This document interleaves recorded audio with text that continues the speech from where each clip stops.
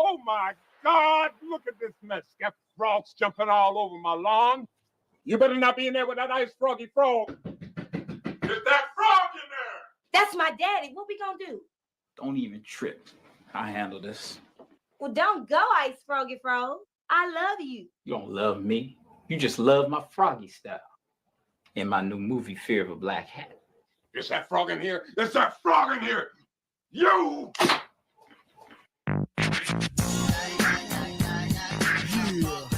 Ribbon, yeah, this is Ice Froggy Frog, and this is a little song for all the pollywogs and the tadpoles from the big frog. Ice Frog, Ribbon, Ice Frog. From the depths of the pond, back to the top, Ice Froggy Frog jumping, and I got the drop. It's solo in the grass, tadpoles will sing. Long reach to the spot where my tongue will fling. Hitting and hopping and hitting, but don't lose your sleep. 9-4 is easier for me to book up the sheets. And I ain't holding nothing back, and I'm about to yank 9 from a gunny sack. Cause like that, and as a matter of fact, swing your tongue back. Cause I never hesitate to give a dragonfly smack. So hop through the sands a bit. You see that it's a must-be hop long. What's my name, fool? Sang.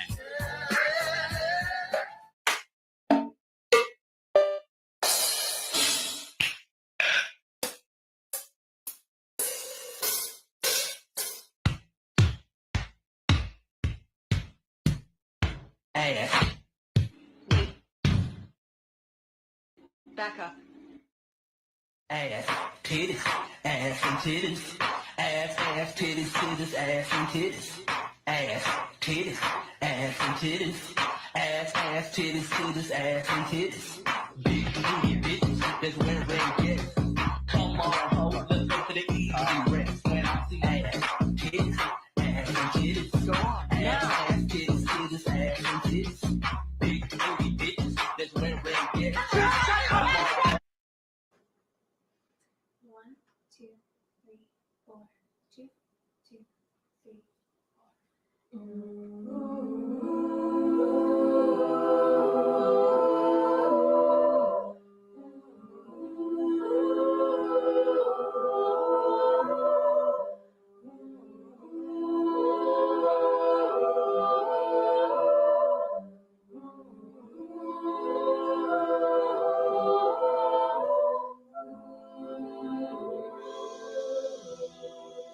Bitches ain't shit. Bitches ain't shit. Bitches ain't shit but hoes and tricks. Lick on these nuts and suck dick. Get the fuck out after you're done. And I hops in my ride to make a quick run.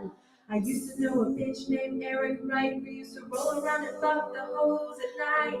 Tatting on the motherfucking gangster beats. And we was balling on the motherfucking Compton streets. Beat that shit got deep as it was on. Number one song after number one song. As the motherfucking pockets was fat, I didn't give a fuck where the bitch was at. She was hanging with that white bitch doing the shit he do. Sucking on his dick just to get a buck or two. At the end, she got back nothing.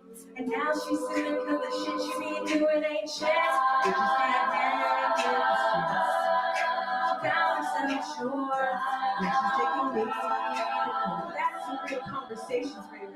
I once had a bitch named Nancy May. Used to be up in the guts like every day. The pussy was the bomb and the nigga on strong. It was a love like a motherfucker like it's a proton. The homies used to tell me that she wasn't no good, but I'm the maniac who finds Mr. Snoopiest wood. So I figured niggas wouldn't trip with mine. Guess what? Got apples by one time. I'm back in the motherfucking county jail. 6 months on my chest, that's by the bell. I just released on my hot last day. My nigga DOC and my homie Dr. Dre. Snoopy the cool Snoopy got the bell. They roll the chicken like a straight to your brownie place. I'm not even out a second. I already got to do some motherfucking chin checking. We bust the blocks, we grew down the block. Saw a girl's house, Dre, past the block. King in the dough, I love on the flow. It's my little cousin Daz, and he's fucking my hoe. And cock my shit. I'm heartbroken, but I'm still loped. Man, fuck that bitch. 3, 4. Bitches ain't shit but hoes and tricks. Lick all these nuts and suck the dick.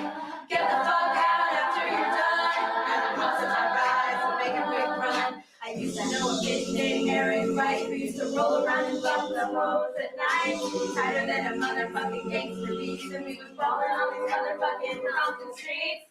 Deep that shit got deep and it was on. Number one song after number one song. Looking for motherfucking pockets of fat. I didn't give a fuck where the bitch was at. But she was hanging with that white bitch doing the shit we do. Sucking on his dick just to get a buck or two. And she got mad. And now she's suing for the shit she be doing ain't shit. Bitch said, hey, she found herself short. And she's looking me. That's a real conversation for your ass. Bitch said, hey,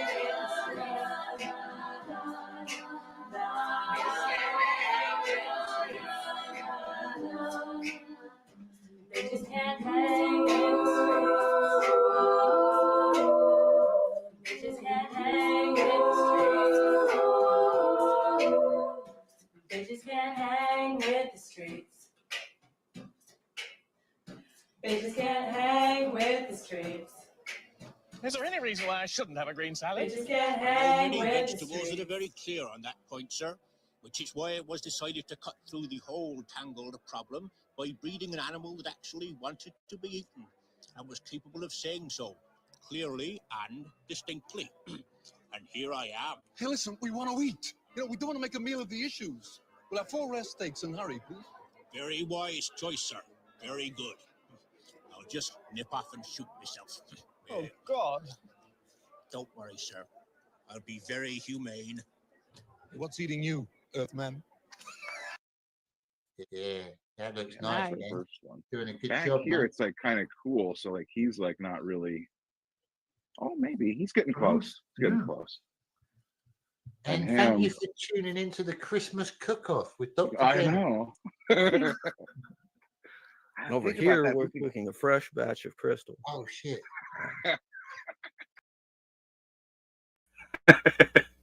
And back to being small. Hold on. There we go. What's up, folks? Another fantastic, beautiful day here in the offices, the Comix, friendly neighborhood, DrBen. What can you do? Let me bring in, I got a guest. It is not, it's not Liam Gray, but it is, Somebody holler if you want to party. I kind of like this one, you got Gary Nerdrotic here in the flesh.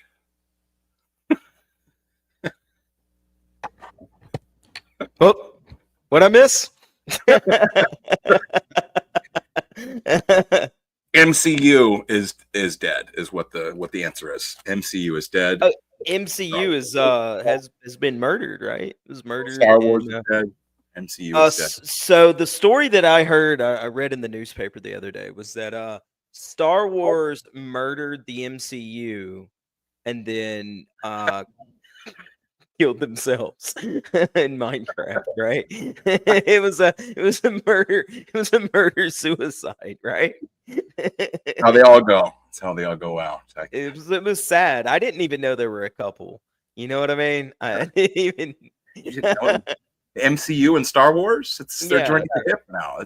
I didn't even know that, man. I was utterly shocked when I heard that when the news came across my desk. You know, I was like, "Fuck, man." Sad way to go. Autoerotic asphyxiation is what Star Wars did to themselves too. It's so weird. It's what the kids like nowadays. You can play. Yeah, with I saw that on the Talk Ticks the other day. Yeah, I was on the Talk Ticks, and it was I was scrolling. Then the kids were that's all they were talking about was autoerotic asphyxiation.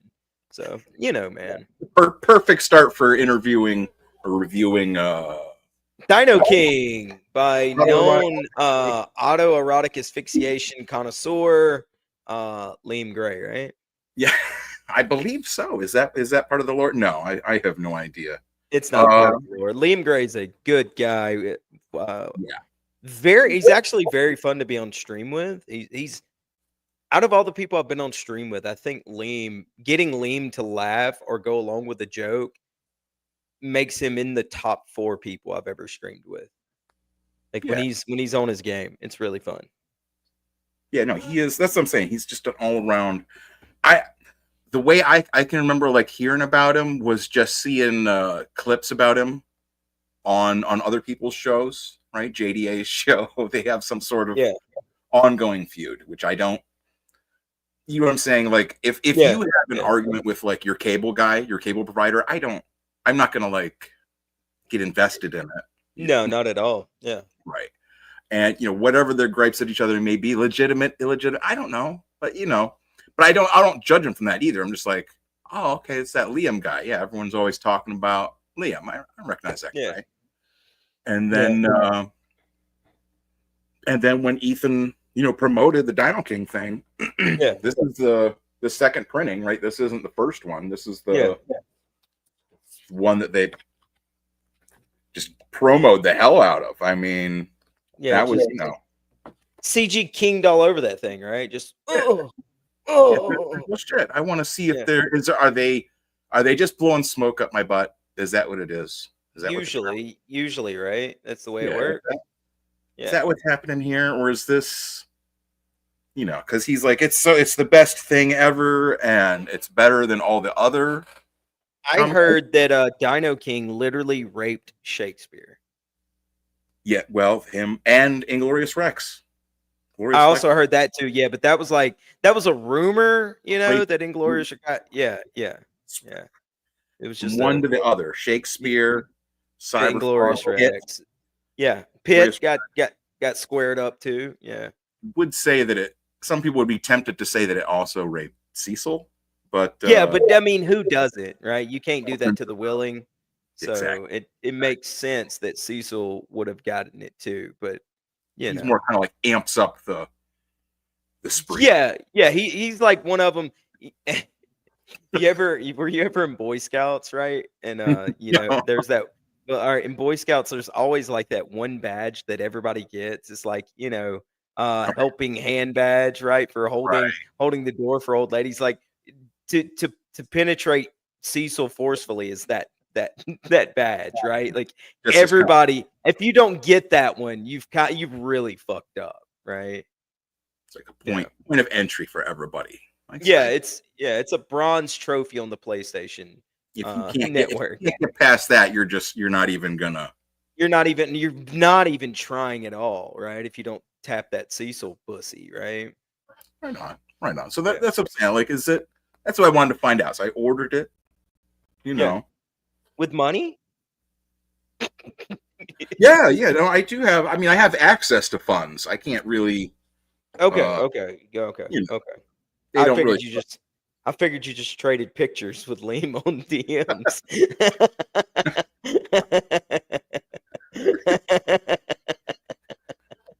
Would you like to see? And this is the other thing. Like this, my whole game for doing the review has been put off because I was going to do it yesterday, right? Yeah. And then fucking Marky Partika or whoever Mike did his. Partika fucking scooped you, son. Mike Partika heard you were going to do it and said, "Not today, Dr.Ben." So any way I review it is going to be tainted by the taint Mike of Partika. Yeah. Mike Partika fired up that fucking potato cam of his, got his fucking scratchy mic, then fucking just scooped your story, bro. How do you fucking feel? Going off. Some could say that you got that pussy taken by Mike Partika. Oh. I had mentioned it on streams. Like, yeah, I'm gonna review Dino King. I'm gonna do that tomorrow. Yeah, Mike Partika's just watching your channel, going, "Wow, I'll scoop that." Oh, yeah, clout chasing grift off DrBen. Oh. No, fuck. Well, fuck Dr.Ben. What kind of doctor are you, Dr.Ben? That's right, Ben. Did you go to medical school? Because I didn't. People always ask that, like that's like I'm gonna just break down, like, oh, what kind of doctor? I don't know. You're a doctor of theology, right?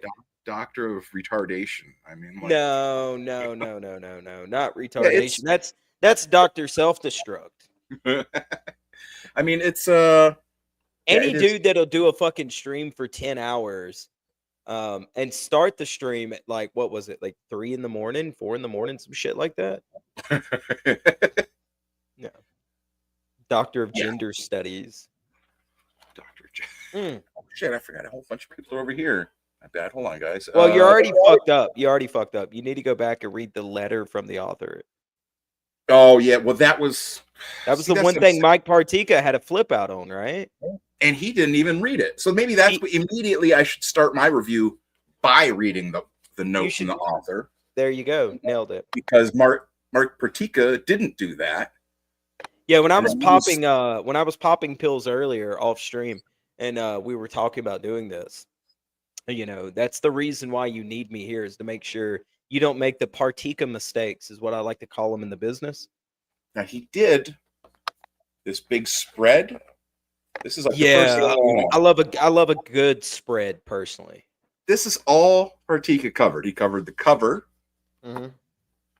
telling us that he's skipping the note. He talked about this rage against, and he talked about the Alpha Omega, and he was like, "Well, that seems a little religious. Maybe it's blasphemous. Maybe that's got something to do with God."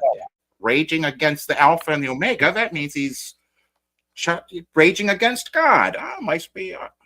God, stop. All right, he's definitely not raging against the machine, because these are dinos. These are dinosaurs. They're not machines. Well, that seems a little. He did have a lot to say of good about this spread. So yeah, Lee's good at a good spread. Yeah, I mean that's a good splash page. I mean, it really flowing, is. splashing. There's action. There's. I feel. This makes me feel sexual, you know, in like a good way, right? Yeah. It just gets me amped up to go party. This makes me want to do heroin, but like in a fun way. Dinosaur face is like, yeah, stick it in there. This shit's pure. This shit's pure, bro. Come on. That art is really fucking good, though. I'm not like no kayfabe, no bullshitting. Like that is a really good splash page. That's what I'm saying. It's like it's all kinds of shit going on. It tells so much in this story. You're like, oh shit, what is happening?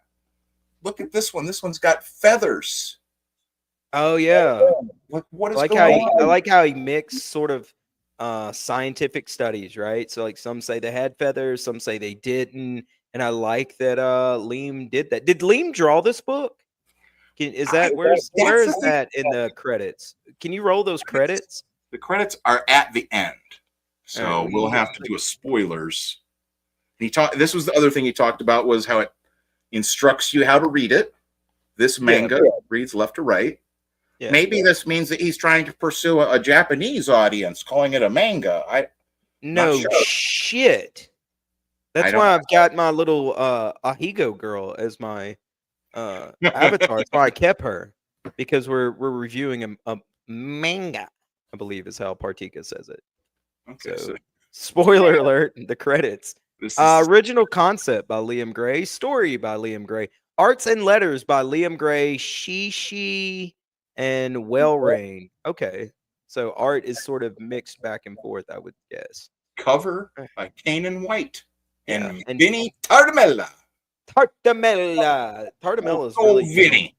I like to take a little tartamella and put it on some toast. Oh so good. Yeah, a little tartamella in the morning. Toast points. So there's the cover, right? And Partika got really ham boned on the one of one, right? Well, it says one down here. Yeah. And then it also says one here. Yeah. There's also the number 1 is up here as well. Yeah. And over here. I'm guessing this is the first book. What does that mean? This says one wave. He was so proud of, like, he's got some kind of little Photoshop bullshit that he's got, that he he went into this and he flipped the wave so it was on top of that and the eye was underneath. Oh, it should be like that. It should say wave 1. That's how it should read. That's not how it should be at all. No, first wave. Yeah, it's the first wave. No, wave 1. The first wave from Conquest Comics Xenoverse. Right? That was blowing them up too. So what does this mean? It's the Xenoverse. What is this previously in the Xenoverse? What does that mean? There's stuff I missed. I have to go. No, just read the comic. We'll just find Yeah, out. Just read the book. The book will tell you, right? Just read the comic, and you'll find out what it's. What is the Xenoverse? We'll find out. Yeah, I out. do. Like I do like that Liam stole the Dino King font from Dragon Quest. So that was cool. Way to go, Liam. You done that. That's a big game in Japan. It's one of my favorite JRPGs of all time. I'm with you. I got what is it? stuff. Dragon Quest 9. That's the one I got on my DS. Yeah, it was 9 on DS. Yeah. So yeah, way to go. I like that. I'll read the back here so we can understand. This is what he must have covered the back too. Dino King. We only have to look at ourselves to see how intelligent life might develop into something we wouldn't want to meet. That's a quote from the old wheelchair madman himself, Stephen Hawking. Uncover a conspiracy 230 million years in the making. When Shiratori siblings disobey their mother and go beyond the edge of civilized world, they encounter a wandering amnesiac and decide to bring him home. But in doing so, they set in motion a prehistoric disaster that will change the world forever. Dun, dun, dun. Do you think Liam Gray would get mad that as we're reviewing this, I'm looking at e-thoughts on Twitter on my other screen? No. Okay. All right. How can you be mad? How can anyone? I was just making sure. I shall proceed then. What do you could he be mad if I'm wearing like lace panties and a full like BDSM's dominate under my regular little personally I would be upset if you weren't. I mean, but if I was or if anyone else was, Yeah, you can't be upset about that. Okay. Yeah, I got you. Can't stop what other people are doing, especially if they're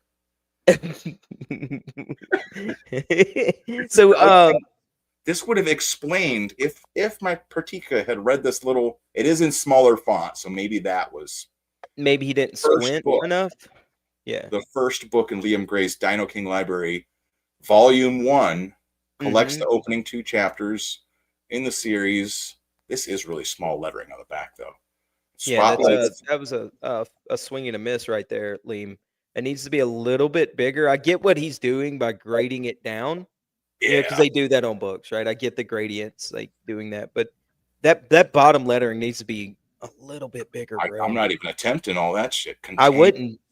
That's how you get wrinkles in your face. Dr.Ben would not be good if it was wrinkled. No, I can't risk that. So I mean, no, you can't. Yeah, don't even worry about it. But just to spoil a little bit of it, one of the things I did like the comic book. I think it's really cool. One of the things I really liked was like the kind of ephemera. Yeah. There's like this extra stuff in here, like ads. Yeah. Sizes of shits. Yeah. Little It did what Richard Embry doesn't do. It gave you world building. Yeah. This is unlike Blood and the Sword. Richard, makes people want to just commit seppuku.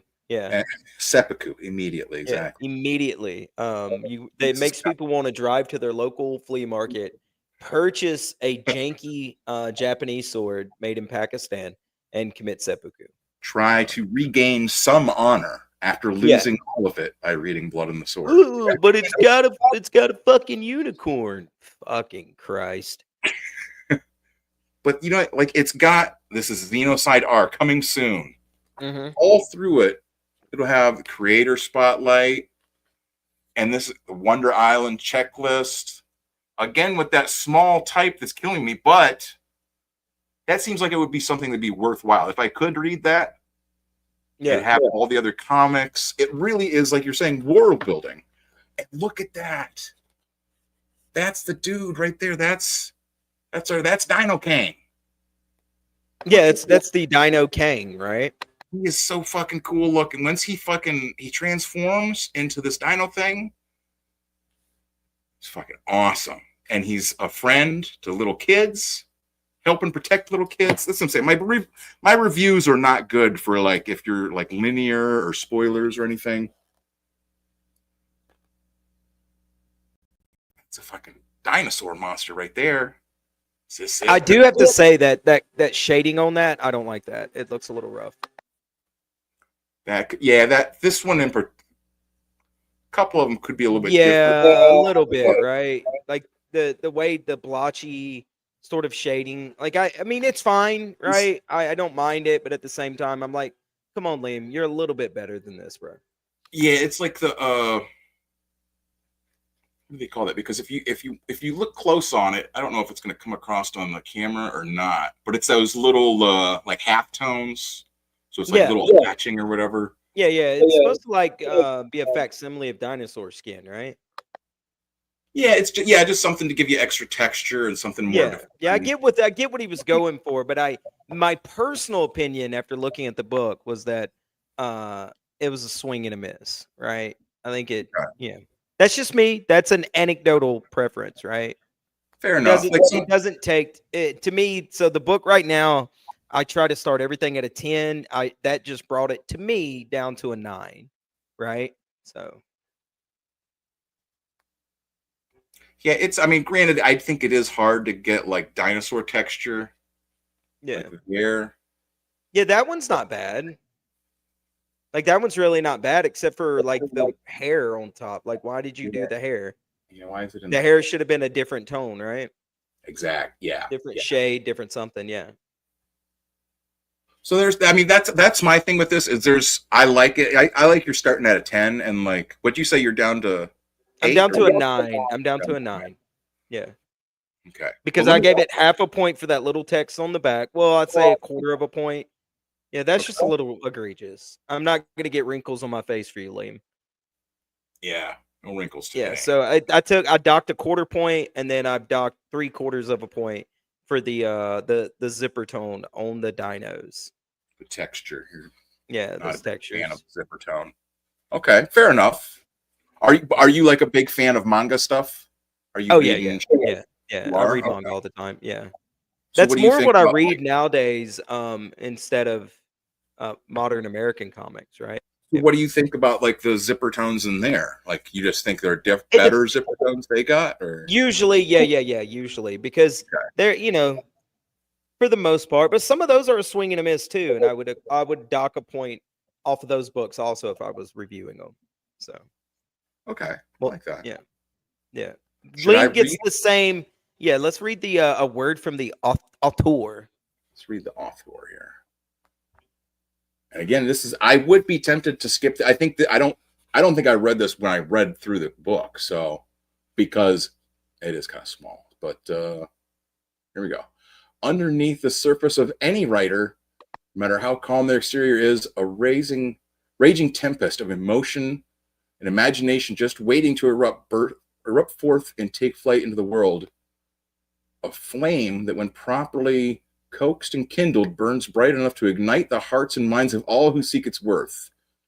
For me, DINOKING is a story about inherited humanity set in a world of otherwise devoid of it. The series takes some aspects of my own lived experiences as a transient guest in the warm and friendly homes of the Herreras? Not really sure what that word is. Maybe Spanish. Herrera, Herreras, and Radas. HERR. Spell it again. HERR. HERR. Herreras. ERAS and Radas. RADAS. Yeah. Okay. Accompanied by a very simple question: what if a dinosaur wanted to be a man? Okay. Yeah. That's a good question. That's a fine question to ask. Yeah. If I was a transient guest, that'd be the first thing I'd be asking my hosts. Yeah. What do you think it would be like if a dinosaur wanted to be a man? Yeah. What if a dino wanted to be a homo? Right? It might I'm just sound shortening it for the kids, right? Right. In a way, it might sound preposterous, and in a way, perhaps it is. Just how much do we really know about dinosaurs? Even as you read this, the paleo community rages furiously back and forth over whether the Spinosaurus was an aquatic creature or a land-dwelling one. Did dinosaurs have lips? It's a mystery nobody knows. Yet still, even in the face of so many unknowns, we believe we know everything there is to know about these prehistoric predators. But what if we were wrong? Yeah. What if our preconceptions and notion of human intelligence and consciousness are misguided, the product of arrogance, or simply false? What if dinosaurs as we knew them simply never existed? Yeah, what if they just I come from that school of thought that dinosaurs never existed personally. Just never existed. Yeah. Well, so with that, the tides of imagination painted a world in my mind where dinosaurs could think for themselves and talk, one where they were not the result of millions of years of specialist evolution, but rather should have taken more morphine before this. Yeah. Yeah, this note from the author is maybe we should have skipped the note from the author. The product of careful design by an enigmatic antediluvian empire, and now I'd like to share that vision with you. This is the story of a displaced teenager on an alien world, rescued by human kindness and given a glimpse into a life he might have otherwise never known, and how, through those positive experiences, he could be shaped into a better person and become more than a product of his bloodline or atavistic nature. What? And so we hope, can a tiger eventually, or so we hope, can a tiger ever truly change its stripes? Will Kaiji save the world, or ultimately will he be the one to destroy it? You'll have to read it to find out. Yeah, let's read it then. Fuck. Yeah. There it's getting destroyed. I'm betting he destroys it. And then there's some more. There's a whole nother thing. I'm skipping it. There's Arbor Bona. See, again, Rich Embry failed to do anything like this in his book, right? This is world building. Yeah. Yeah, I like I like that this is at the beginning too, so it kind of shows you like you're gonna come back. It seems like this is like a book to go with a game almost. Like this feels like it could be like how you're saying, like Dragon Quest or Dragon Warrior. Dragon Warrior in America. Exactly. It feels like there could be a Dragon King game. You know what I mean? Into Paints. You misspelled cancer, actually. Oh, fucking Richard Embry, that hack. Embry is a. Oh well. Skip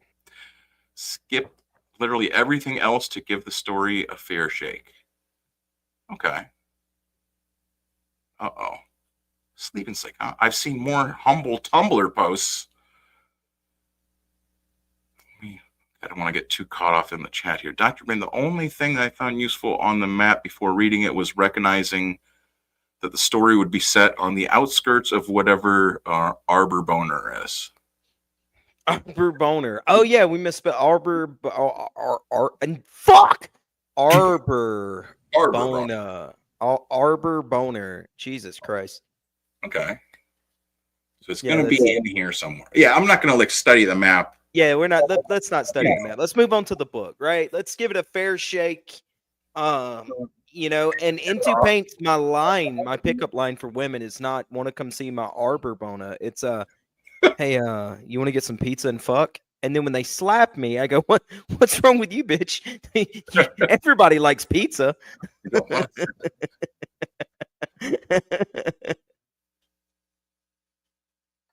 That's there. I don't know. Pizza. That's what I've always thought. A lot of times with the pizza avatar, you know, I always thought people like pizza.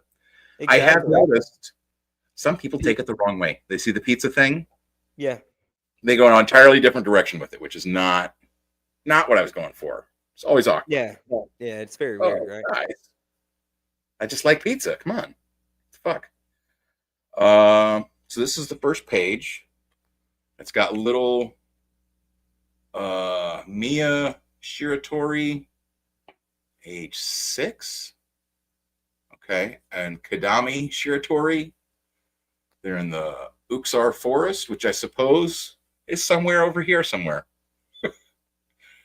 They're picking stuff in the forest. DINOKING Volume 1.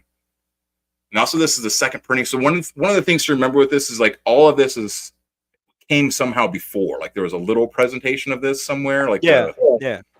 Who knows? So they hear a noise. Did you hear that? It sounded kind of like a. No way! It came from over here. Let's check it out. Kenny, come back. It's too far in.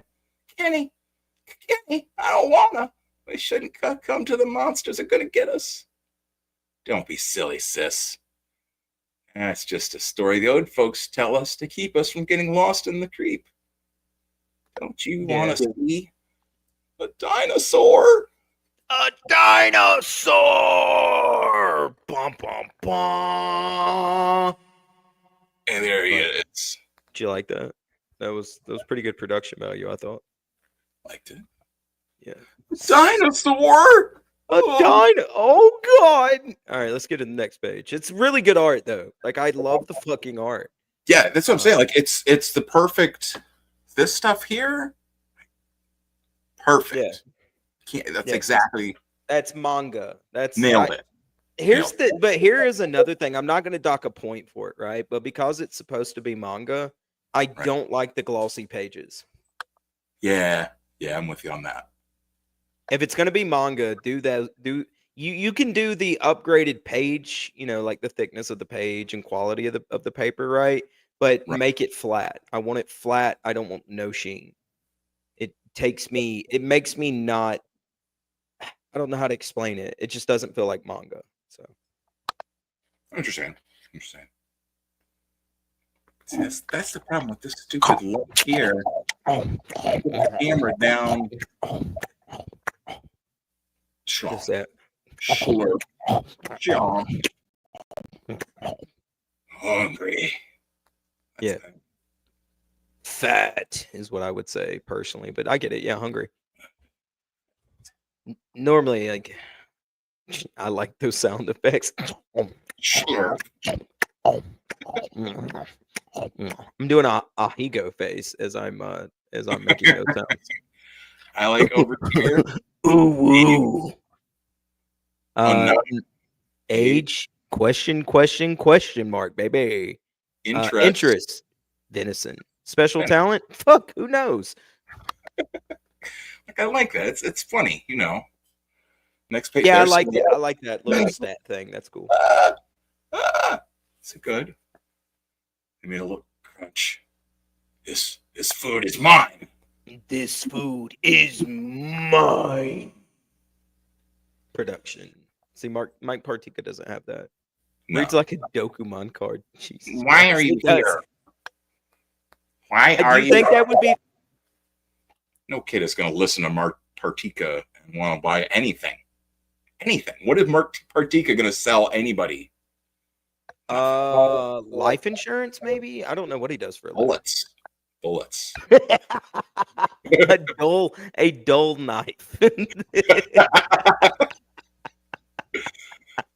A length of rope and a rickety stool. Those are what's he There selling. you go. That's it. Yeah, a three-legged stool and a length of rope. Now, guys, we have the asking here. Why are you hiding? Are you enemies? Now, how are we supposed to know whether they are enemies? How are we supposed to know what he is thinking? He's such an odd character here. We have to take whose eyes are we looking through? The children's or this dinosaur? I am so confused by this. I have to imagine any other reader would be. It's like he's just. I don't get that Partika guy. That's what I'm saying. It threw off. It makes me feel like my review almost has to be like a defense, even though I was just planning it to be like a regular review. Yeah, you're having to shield for Liam and his emotional well-being. Let's see what you're doing. Sleeping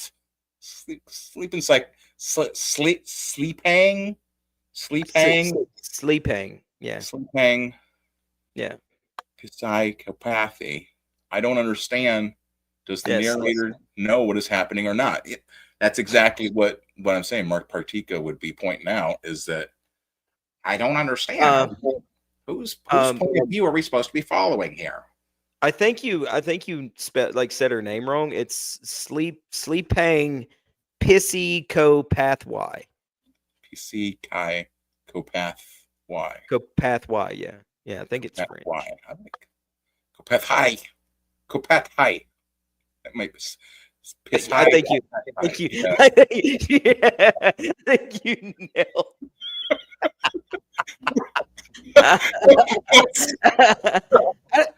We're just playing. I'm just an ignorant guy from Alabama, so you can't. It's not my fault that I'm retarded. Did someone make sure that Mr. Self-Respect isn't going to change? Is it going to choke on his own vomit? No, actually, I rolled him. I went to his house and rolled on his back. Fuck him. Him over on his belly. He was on his side and had a pillow behind him, so he wouldn't roll over. And I removed the pillow and left. Want him to get a crick in his neck. Yeah.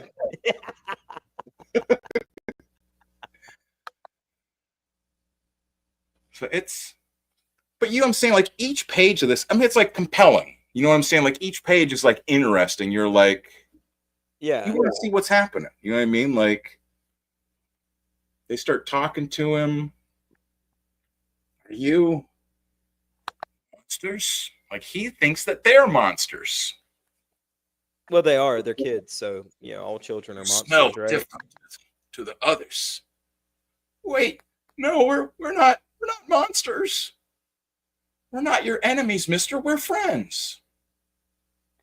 And it leaves like a lot of stuff like with comics. This is like something happens, like your brain makes up all the stuff from here to here, right? But you don't even know that. Like it just says later, and then it jumps to he pulled a Eric July, right? How much time later, you son of a bitch? This doesn't tell us how much time is passing, and that see, that's one of the things that I don't really like. I don't want to fucking know. I never had a problem with Mark Pertica before. I found his I still don't have to be tolerable. Yeah, like do those, but yeah. Now, oh, there's fucking hold on, who's this guy in the chat? Bedimer Evus. Thanks for coming to the chat. Nice thanks. Bedimer Evus, nice to see you. Oh, they're asking about why do you know where everyone lives, Gary Nerdrotic fella? I don't know where anyone lives personally. From your from the old days dealing nickel and dimes. Everybody. Well, I didn't deal a whole lot. I more stole copper wiring out of people's homes. More on the acquisitions aspect of the meth business. Exactly. Gotcha. I was more of a purveyor than I was a distributor. Purveyor. There's that college education working. Bedimer Evus, sleeping man, how you doing? I don't know what that question means. What is that? Sleeping man, how you doing? He's sleeping. Oh, how are you sleeping and typing in chat? Weird. This is like sleeping. I hate to like do like a promo, but I will do one real quick. And it's not even really me completely. It's kind of like me. Hold on. Where's that? Welcome to BTM Reviews, where we all are a bunch of gay dudes. In issue number 25 of the Dream Journal of Rick Veitch, Rarebit Beans, the former artist of Swamp Thing, worked with Alan Moore, etc. Yeah. You can order this from his thing on Amazon. I'm not going to go so far as to put his link in there because he is a big leftist, but he does have one of my comic strips in here. One of my weird dreams where I dreamt about a whole bunch of people, and this is where it gets kind of uncanny, right? In the dream, I asked him a question. I dreamt about Rick Veitch, the cartoonist. Yeah, I remember that in the book that you sold me. Right. Yeah. So this is where it was published. I put it into other things, but this is where it was actually. Yeah. So in the dream, like they wheel out this computer, and he's telling me just type your question into the computer. And like in the dream, I remember trying to type. Every time I would type, it would come up and say Chris, right? Like I type, trying to type a question, and it just would keep on coming up Chris. Yeah. And I'm like, what the I can't do this. And they're like, I'll show you. And this other guy comes up and starts talking to me, and he has an eye patch, and he keeps pointing at his eye like that. He's like, I knew I recognized him. I couldn't figure out who it was. That I later learned was the same day. The day that I dreamt this was the same day that Chris Yambar, who was one of my friends, who's also a cartoonist, worked on The Simpsons, Popeye, all kinds of comics. Name drop. That was the day he died. Somehow, the same day that he died, the very same day I was dreaming about him, he showed up in my dream. Never had other dreams about Chris Yambar. You know what I'm saying? That's Wasn't weird. like every night dreaming about him. You know, I would never admit that online, never. Yeah. But, you know, Yeah. like, I mean, that would be odd if I was always dreaming about him and then, or that wouldn't be odd if I was constantly dreaming about him and then also the date, you know. Only if you woke up with a wood, then that would be Fully. weird. Yeah. Fully. That would be awkward. Whiskey's needing panels. Oh. Welcome to BTM Reviews. We read Jim's Twitter. Oh, who's clapping? That's me. I was clapping for you about that story. Hey, getting Vince published. Channel is here. What is up, Hello, Katie. How are you doing today? Stuff. Yeah, Katie, this is oh, I gotta take your thing out there. We got Gary Nerdronic is here with us today. So yeah, for legal reasons it can't be on camera, but it's definitely him. That's just because I'm high on meth, right?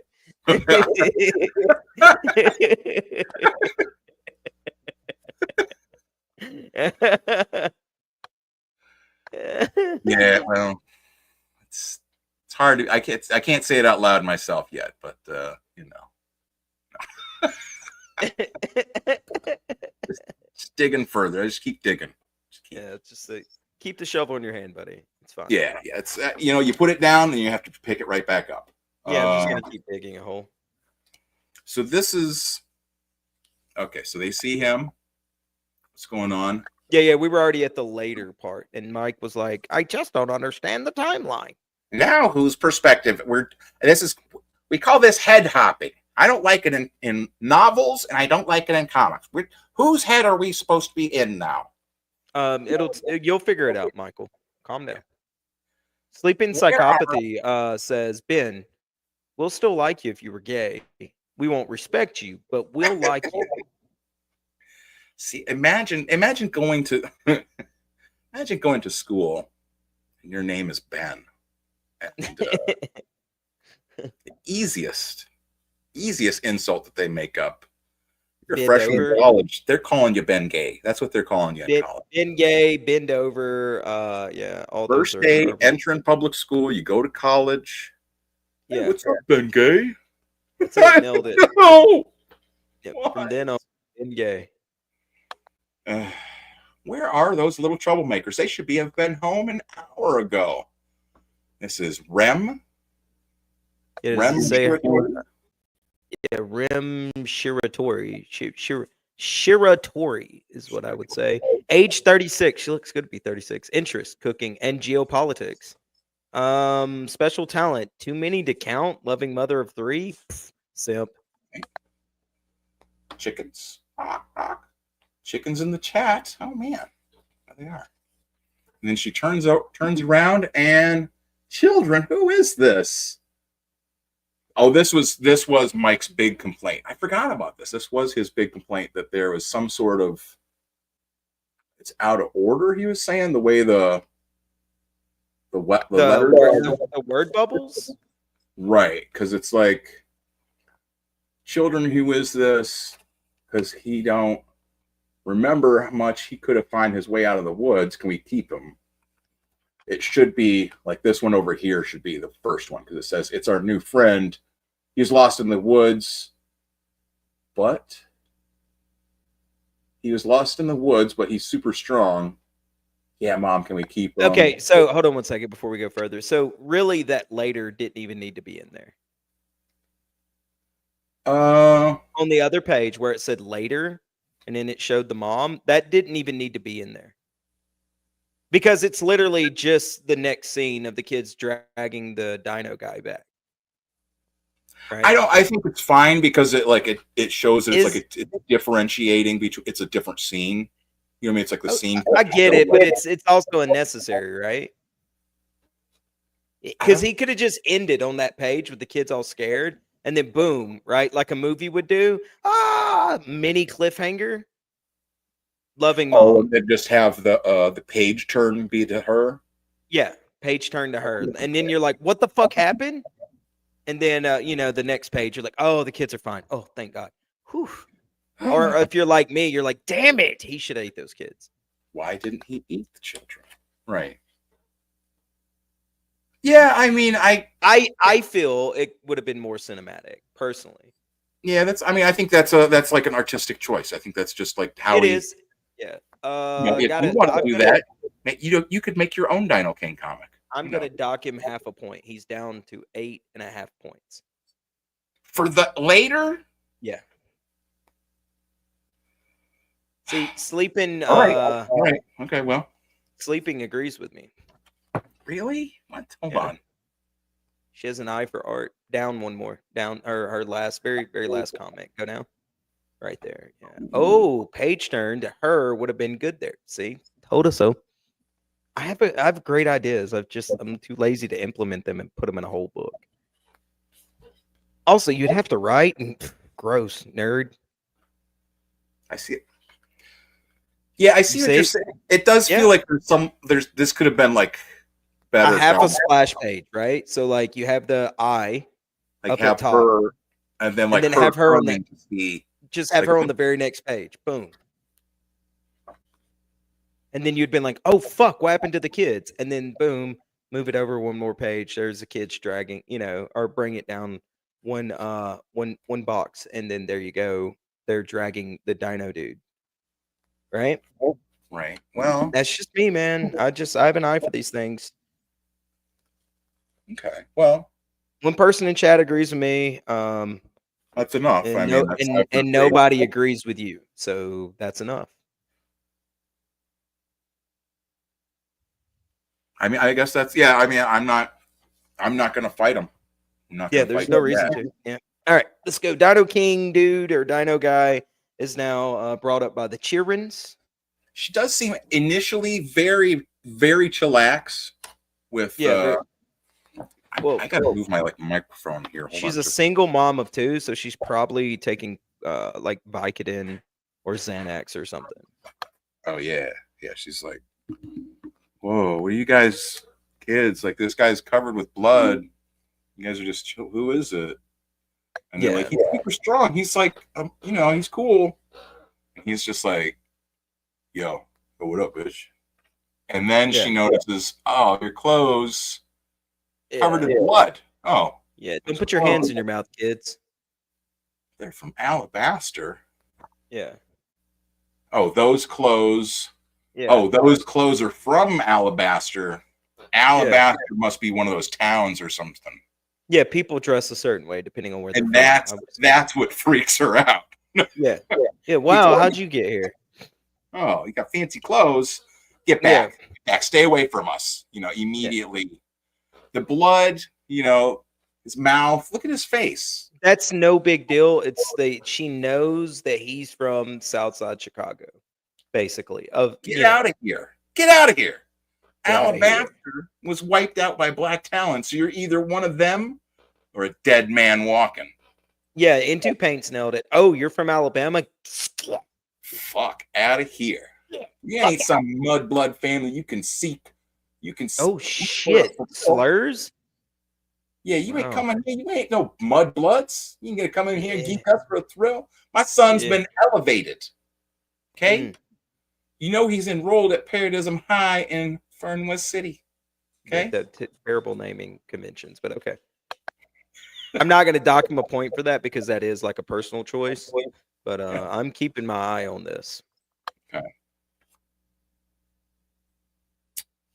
You touch a hair on our heads, and the enforcers from XIL will come down on you like it's the end of days. I don't care about any of that. Yeah. Yeah. So hungry. Yeah. Also, I was art so hungry after we ate that deer. Art's still pretty good. Not gonna lie, it's very manga-esque. It's not really lost any of the spice from the first couple pages. It pulls you into the story. That's what I'm saying. Like, I want to find what the fuck. Why? That's what trips her out. Not covered with blood, face, blood dripping off, literally dripping off his chin. That's not what freaks her out. But no, the fancy alabaster clothes. Yeah. Yeah. Well, because like that though he shouldn't be wearing those because that town was wiped out. So he's either a bad dude or there's something wrong with him, right? Yeah, he's a dead dude, a zombie. Mom, he's all alone and he needs our help. Oh, just like thinking about it. I know he's an outsider, but you and Dad taught us we need to help people. That's what makes us different from the animals. Yeah, it's a human thing to do. Plus, he's a friend. He has a good heart, Mom. Really, he does. Yeah, seriously, that he just literally ate a venison heart. So, yeah. He's got hobo gloves on. Almost looks like me. It's not blood on his chin. It's just a little bit of scruff. Yeah, it's just some wild raspberries. It is the human thing to do. Like, these pictures are, what is it? What's this? That the Dragon Quest guy, that was, he gave Liam a fucking high five. Yeah, Akira Toriyama. Yeah, the guy who done the art for that. Yeah. I heard that he whistled at him or something once. Is the story. Slapped him on the butt. Good job. Gave him a good old butt smack like he was playing foosball or whatever the white kids do in America. Well, in Japan. And that's the other thing. Yeah. Liam is coming at everything from such a different. He's from Australia or whatever. So I mean, it's you're an American. I'm an American. Yeah. We're American. English. I think people in England speaking English. I think people in Australia speaking English. The only person I've ever heard in England that doesn't speak English is Johnny Scabs, but yeah, all the rest of them, all the rest of them are fine. Yeah. But Australia is not. It's like an English-speaking country, but it's not. It's like fucking South America. Like, imagine trying to talk to people down there. Even if they spoke English, I wouldn't know what the fuck they were talking. They'd be going on about. I do streams with Liam sometimes and don't understand him. That's he's like, oh, mate, then on the scream there in the Barbie and posters or whatever. It is an alien planet, and I love it. That's what I'm saying. It's like seeing. It's not. Oh shit! Liam's in the chat. Easy. Love him. Shit. Either way, yeah. Back to the art's still good. The art's really good. It's still holding. Shiratora household. This is an Aaron's Fangloria. All right. The night world scene. building. That's what Rich Embry doesn't do. That hack. Haunted by vague nightmares and fleeting images of a forgotten past, the amnesia hero stirs, awakened from his slumber by hushed whispers. And an uncanny sense of mounting conspiracy. See, that's production value. Mike Partika doesn't have that. I just gave you haunting whispers. I mean, Mark Partika's voice is haunting enough. Stop, fucking dick. Haunts you after you finish watching the video. You can still hear him talking. Haunted. Who is the narrator? Are we supposed to think it is an omnipotent narrator? What are we dealing with? All right. Oh, it's sleeping Pissy Cho Path I says annoying whispers. Okay. Yeah. No, I'll not do that no more. Ruby is here. Oh. You're Oh, all there talking. goes the property values. Okay, well. Anyways, I mean, there could be. He's still at 8.5 for me. So there is a security guard, but obviously not doing the job. But yeah. Remember this when fucking raise time comes around. Oh, you're doing a good job, have you? Oh, yeah. But it turns this.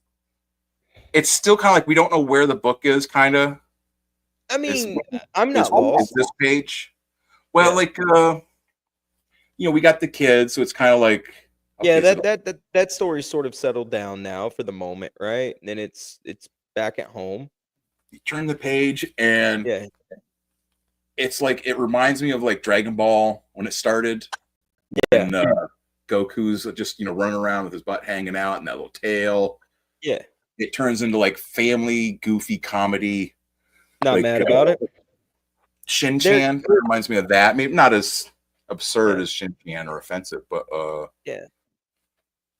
And that's what I'm saying. Like every page of this, some of it's kind of different because I mean, look at like how much. A couple panels up there, and these ones. A kaiji! Hey, wake up! Rise and shine, sleep with bones. Yeah. And he doesn't even know he's still an amnesiac. What is kaiji? Yeah, he's still venison drunk. What are you talking about? What the fuck? Yeah. But that's what I'm saying. Like it's a different. You go from this page to this. It's almost like kind of jarring. Like the. You think so? I like that it's sort of like action with the kids all happy. Banzai, kaiji. Just the art is all I'm saying. Like this one, it's but it's an action shot, right? You got speed lines showing that they jumped up and they're falling on him. That's a manga thing. Oh, is that like it's like you see those lines? Yeah, like it's showing action versus you go to the next one and they're just sitting there talking. There's not any action, right? So it doesn't need to be expressed. That's a manga thing. Yeah. He did good there. He did really good there, actually. It's you, silly. Keiji is you. It's you. We came up with it because Mia kept crying when Mom called you the Monster Man.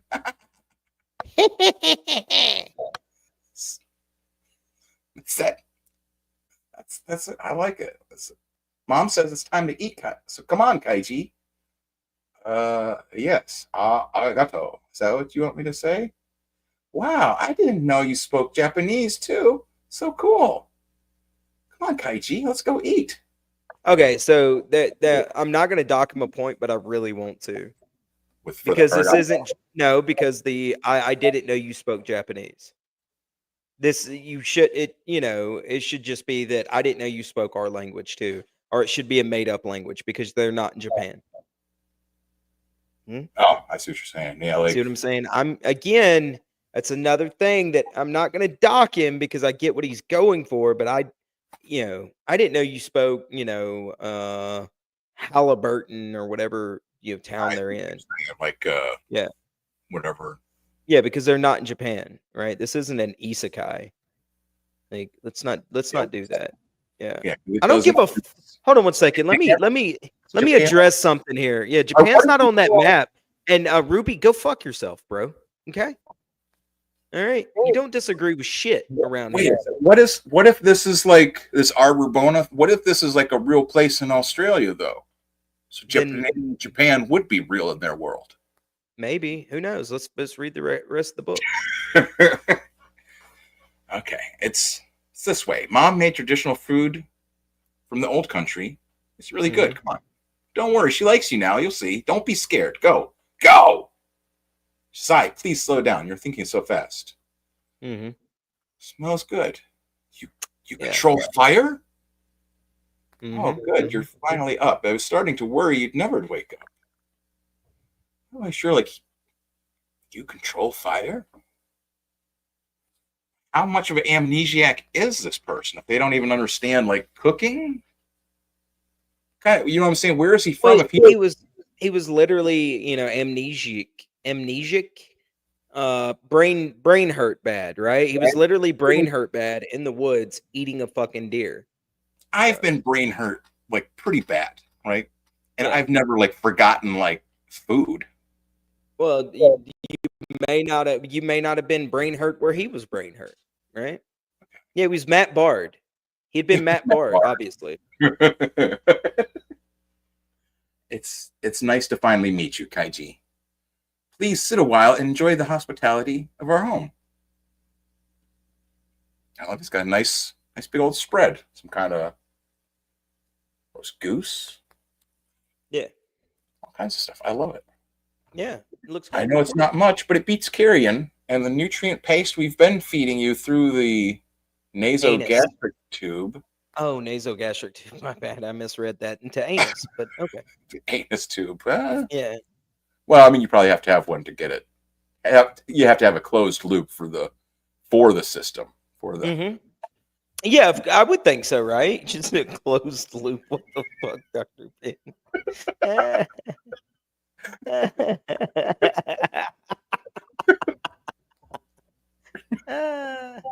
You don't understand a word I'm saying, do you? That's those three dots. That's like my favorite thing in comics. Just to dot to like. I like it when I ask a hot chick something and she dots me like that in text message. It makes me feel really good about myself. That, and then you see the eye start to like dart around, beads of sweat forming. Yeah. But this food is yours. You got an Uber. Okay.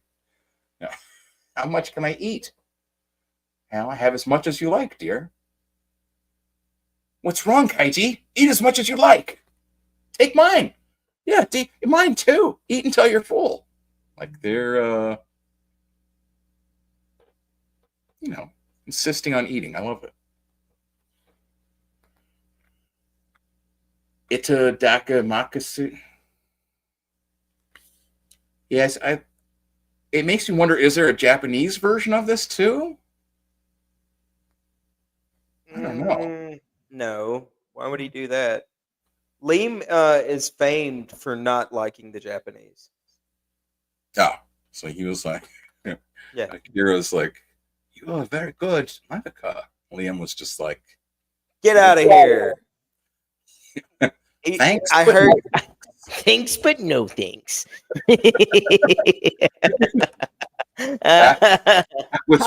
Zipperhead. Being rejected by Liam-san. No respect. Kuro-san. It's excellent. You're taking so quickly to the top 6, Kaiji. Yeah. You're a very fast learner, but it's impolite to read our minds without permission. I heard that Ruby King's hands are so tiny he can't use chopsticks. Actually. Oh no. Yeah. It's sad. Well, that's a lot of times that is one of the reasons people get the feeding tube. Yeah, I really wish Ruby King could be put in a position where he had to use a feeding tube personally.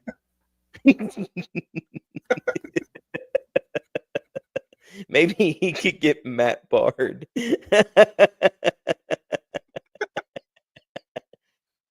So this is uses two toothpicks. This is so being a manga fan, like this is still really competent, really good though. Like all of this is like this is a normal thing in manga or anime, right? This is a little piece of a slice of life of like this nice little family taking in this guy, normal morning routine type thing. And I the art's still good, and he's still at 8.5 for me personally. Yeah, so it does this for a little bit. He wants to do chores. Yeah, I want chores. Said nobody ever. Well, who am I to stand in your way? Yeah. You heard him, kids. Let's get him started. Send him out there. They take advantage of him and his strength. Exploit the retard. That's what they exploit. It's basically the same thing I do with Ruby King. Exploit your retard. Don't remember anything? Well, that's because you're supposed to be digging right now. That's what you're supposed to be doing. It's digging. That's right. Get out there and dig, boy. All right. So yeah, this is another. He's showing his strength. He's kind of like something about he attacks a cabbage. Yeah. It says at the end here, I have killed the cabbage. That's what that cabbage got. That's what it deserved for running its fucking mouth, from what I heard. And there's another. I mean, you could devolve into the. Oh yeah, they tried to get him to do the milk the cows. Yeah, I got Ruby to do that once, and instead he jerked off a bull. But well, this is if shown. Yeah, he's not like a good. I think after he attacked the cabbages. I don't think I would have turned him. I would, yeah, on the a cow. Yeah, I would have never put his hands on a cow udder. No, because then, but I mean that's like I could see that being like a manga thing, that exploding. Yeah, I have killed the cow house. He did kill all of this. Seems like a comedy routine in a manga or an anime. You know what I mean? Like I can see all of this. Okay, let's send him over to the cow. Yeah. Seems like a good. Yeah, it's just kids trying to find him chores, and they made a mistake. It happens, right? Keep searching for failure. You'll always find it. That's right. See, there's a good little uplifting thing. That's what I keep telling Ruby. If you keep searching for a bull's cock to milk, you'll always find it. And he's like, "You're right." And then he, goes and jerks off another bull. I mean, if that's where you find your happiness. Yeah, happiness is where you make it, right? Find a job you love to do. You never have to work a day in your life. And Ruby does not work when he milks bulls.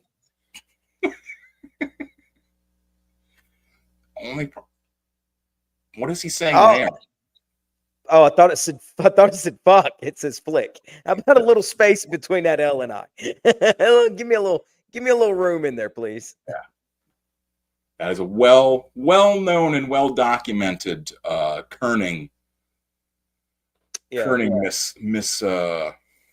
Yeah. Fuck. Is he saying that, or is it flick? She's flicking him, right? She's saying, fuck you, Kanji. No, she's flicking him somehow. Snap out of it. No one ever said life was going to be easy. Just look at the incredible things. So they're going back and forth. They're trying to figure things out. Yeah. Got him. He's wearing a bunch of flowers. He's turning gay. Yeah. It's another thing that happens with Ruby King very often. He puts flowers in his hair, milks a bull, turns into a queen. Yeah. Right. Kakashi murder dolls. He's got an ad in here. Yeah. I would have liked for this ad to be color though. Like in the middle of the book, just a little like, ooh, colors. Oh yeah. Excitement. Yeah. That would be. I mean, that would probably. I don't know if they would make it like all the pages would have to be considered color then for like the printing. No, I'm sure you could do one color page, but 3 months later, a period of uninterrupted peace and prosperity. Look at them. They all got flowers. Yeah. Oh, let me know when you get here, Ruby, because I'm not at my normal house, so you'll have to do a lot of fucking walking with them busted ass shoes you got. Busted ass. Oh ass sneakers. Them hoe ass sneakers you got. Nothing lasts forever. Yeah. Knock, knock, knock. Just a moment. I'll be there. Yeah. Shogi's not expected home until next fall. Wait here, I'll get it. Sleeping. The reason why the ad's in the middle like that though is because even though it's an indie comic, they still want you to feel like you're reading a comic book, and they almost always have some form of ad somewhere in there. And that is also his comic. His book, yeah. It's part of the universe. See, that's what I'm saying. It makes it. Look at the art for that too. It's like it's such a departure. It's really. It looks. You know what I'm saying? It looks. Yeah, it's really fucking good. It looks anime-esque. Yeah. Just a moment. I'll be right there. Who is it? Yeah, we already done that. Knock, knock, knock. Let's go. What the fuck? Surprise, bitch! Surprise, bitch! That's weird. Why? Why are we surprise bitching? And okay, What's a surprise is why. Okay. All right. Oh shit. All right. Surprise, bitch. Bitch, I'm surprised. It is Xenotype. It is a Rexstall. Yeah. Deployment code, disaster 212. Classification, manhunter. It's like Ruby when he's out at a bar. He's a manhunter. Faggot. Assignment, Siegecraft. Siegecraft. This is actually the only thing I had in mind that I was gonna like complain about. Uh-huh. It's a little bit kind of muddy what exactly Is part of happening. the dinosaur or what. Yeah. I also want you to notice this is not just he now has someone in his mouth. Yeah, the mom. Yes. Yes, he has. I suppose this bottom image is supposed to be him Eating the mom. eating the mom. Yeah. Ruby says, joke's on you. I don't normally go to bars, but when you do, it's ass first. Okay, no, it's not this one so much. This one's like a little bit. Yeah, there's yeah. Muddiness, confusion with like this is kind of okay, but then Okay. the fuck is this one over here? That's the same one, right? Pathetic. What part of the dinosaur? That's Yeah, I see what you mean. It's a little muddy down there. It's a little. They went from like sort of high detail to just like simplistic. Me, just blink. that back leg or his front leg? Front leg, yeah. So Yeah. I don't mind the lettering because it's all supposed to be like it's time to come home, Cole. Yeah. Come home, mama. Ka-cham. You killed Yeah. Brown. It's just like suddenly, like, I mean, that's. I wish he wouldn't. I wish he. I guess it's the differentiating between who's talking, but also you don't need that. The black background. Kill you. Yeah. That's a spirit call. Now show me. Pathetic. Can't Yeah. possibly. You can kill me with such Kill a me weak with a body. weak body. Yeah. No Yeah. weak Yeah, remember that, Ruby. How can you kill me with such a weak body? You fucking scrub. Yeah, the gradient on the words. I get what you mean. Yeah, I get what you mean, Sleepy. I'm not gonna dock a point for that artistic choice. It doesn't kill the book for me. So I'm saying here, that foot though, those feet. Yeah, I think I'm gonna have to hit him with a half a point. Yeah, that's where I He's would at do. 8. Yeah, he's at 8. He's at 8. He's got an 8 for me right now. Let's continue on. Let's see the action. Grabs onto a part of them. Mm-hmm. Start biting. I'll eat you alive. Oh yes, that's chomp. See. Mm-hmm. I think the letters could have popped out a little bit better there. Yeah, they blend in a little bit. I get what you Maybe mean. bigger. Maybe bigger, maybe a different gradient on them or something. Yeah, a little more 3D. Feel to them. Yeah, I get you. But I mean, All right. I'll eat you alive. Alive. Yeah. Ate 'em. Still. Yeah. Oh, there we go. Stupid monster. You killed Ram. Family is not food. Tear you apart. Yeah, do it. Do it, Dino Quane. Yeah, and they're not having it. Still such a pathetic weakling. This is Xenotype. This is Gordon. Gordon?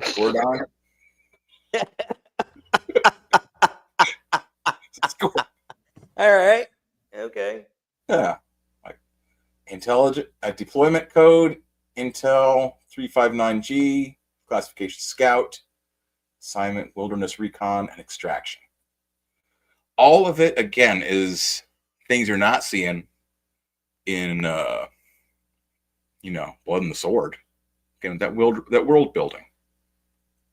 I want to find out who is classifying all these dinosaurs. Who's classifying? Yeah, dude, you will not get this in Rich Embry's Blood and the Sword, and that's why it's a $5 book. That's why it's just fucking magic unicorns appear, disappear. Shitty shadows, magical unicorns, no world building. Blood and the Sword, guys. Get your little Caesars of comic books. Little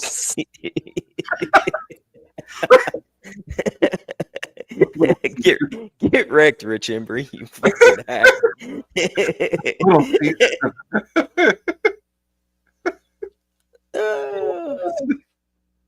Hope he watches this review. You have... Hey, Ruby. Ruby said, do you have any mods to drop that link? Yeah, hold on. Yeah, I should hold on just a second. Let me figure out. Mod sleeping and never mod Ruby, by the way. Okay. Ruby says, stop hating Cynic. Where's your book, white boy? Hey, Ruby, where's your car? My side is now like that. Hold on. Sleeping says no. Now you're modded now. That's what you get. You shouldn't ask. Oh wait, did I mod you already or no? Me? Let me check. Side's hurting from laughing now. Okay, well anyway, I'm getting off track with this mods and looking at the chat. What the hell? What am I yeah, doing? you modded me. Let me yeah, you did. I'm the only mod. I'll put Blood and the Swords trash in there. So see, I've been on my game. Yeah. All right. Put this garbage in here. Rexall, I can't believe you allowed yourself to be injured by such a puny specimen. How embarrassing. Damn. Look, I'm just stomping on him. Why did you kill Rem? Rem never hurt anyone. Rem was family. He's still such insignificant questions. Look at yourself. Look at how weak you are. We killed her because we could. Because you could not stop us. What would your mother think? My mother. Rem is my mother. I think some of this is maybe supposed to be psychically. Maybe like these. Rem's not your mother. She was just a silly human woman hiding in the woods, but Black Talon knows her secrets, just like we know yours. You're one of us. Call. All right, that was horrible. Sorry. Okay, you're one of us, Call. You've made yourself puny, weak, but we're going to fix that. We're going to draw out your true power. You're neither omen? What the fuck does that say? Hold on. You're neither O-man or human. What does that mean? O-man or human? Sleeping. I DM'd you the link to Rich Embry's garbage book in case you said it was blocked by your work computer. That way, when you get home, you got it on Twitter. You can just click the link and waste your money. Surexon is your mother and Gideon is your father. So this is where search your blood. You know it's true. This isn't even your first channel. You've done this all before. Yeah, You've done this many times before.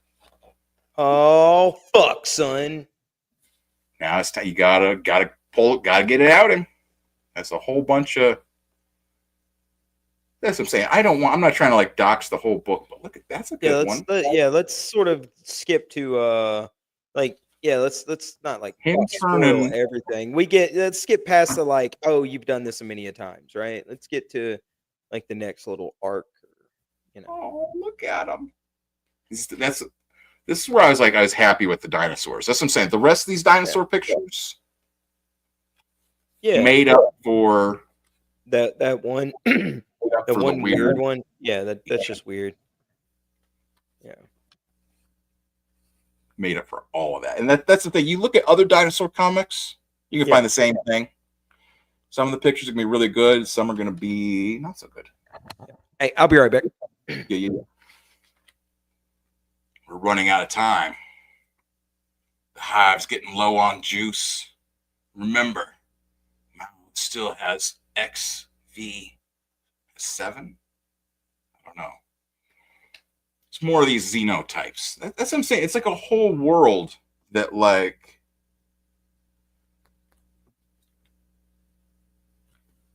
I'll wait to go on to this chapter 2 till let me look at the chat for just a second here. Hi. Thanks for watching, people that are here. Yeah. Fucking blocked by your work computer. Oh, don't show the last. Yeah, I don't think I. This is chapter 2, so I won't pull it off here for just a second. Okay. Yeah, that's what I'm saying. I don't want to like go through every page. My recommendation is to get it. I don't know, or what to get. I guess that's the thing to do. Is I should pull up Liam's current thing. Yeah, I'll do that. Hold on. I know what to do. Hold on. Give me just a second here, folks. I'll pull up this. Yeah. All right. Let me pull the newest campaign. Okay, I'm going to throw this up there right quick. This is Liam's current campaign, Conquest Comics. This is the kind of stuff you're going to get. Is more of the stuff you're seeing on there. There's Takashi murder dolls, all his what's the first one? Clown World, and Takashi murder dolls. It's good stuff. I'll play his oh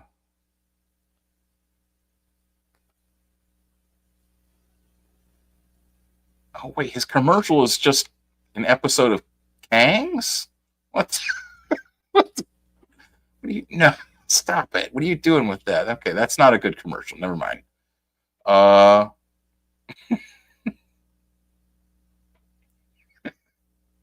See, that's why I like Liam's stuff, is because it's just I can just see him just doing all this stuff, just making all this stuff, typing up all the rewards and the perks for this.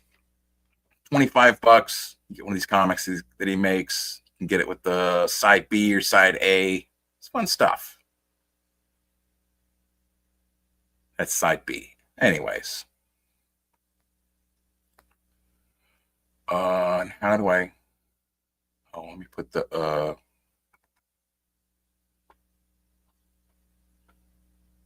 I'm not, if I put it in the chat, I'm not sure if it's going to work. Find out. What is it? Is just the link to the Indiegogo for his current Kakashi Murdodos. Sleeping psychopath. He says, my daddy taught me if you don't have anything nice to say, I shouldn't say anything at all. So I just say what I want. Oh man. Yeah. I was gonna I thought he had a commercial for it, right? But it's actually just an episode of Kangs where he announced that he was doing the Indiegogo. Nice. Reappropriate it for his own game. Just a 3-hour episode is trick. It's hilarious. There's an ad for our show. What? That's so crazy. Okay, well, let me pull this out of here. So we were at the end. Yeah. That was the end of the first chapter of the book. Yeah. Yeah. No. Chapter 2, Behemoth. So, how many more pages are left in this? That's about like the midway point. Jeez, that's a pretty big book for, what was it, 25 buckaroos or whatever? $25. $25. I almost said a curse word. Hail to the Kang. Hail to the Mino Kang. Mikaichi. And then they start fighting. Fighting and fucking. everything else you could think of. Just all up in that ass. Dumb lizard brains, calling people shocked, whisk. Some people don't like sound effects on their comics. I don't mind them at all, man. I don't like the stupid. I don't like the stupid words. Some people make up. You know. Well, that's the point. That's what I'm saying. If it's a dumb word, it don't work. But like, yeah, but like sometimes people just go a little like the crack a boom and stuff. I'm like, just go boom. Frag-a-groom. Yeah. Frag-a-groom. Your kid's into making phallic symbols in the backseat of your car. Be careful. Something is different this time. Yeah. Now I eat you. All of this, like the whole fight scenes are just, they're fun. You know what I mean? Like, because they keep going for just pages and pages of just dinosaurs, him punching dinosaurs, fighting shit. Yeah. It doesn't get too, like, sometimes if it's like so much fight scene, like you can get kind of confusing. Like we're starting to lose a little bit of what's going on. I don't know. He was just cracking some black pepper. So stupid. That's how you crack. That's how you get fresh peppercorns. Turn them down and crack peppercorn. I mean, he looks cool. Look at him. Yeah, I agree. I like that. I like that little. Yeah. And I think it's kind of like it. I feel like it kind of like morphs. You know what I'm saying? It kind of changes like as he goes, like the way like Hulk gets madder. He turns a little bit different.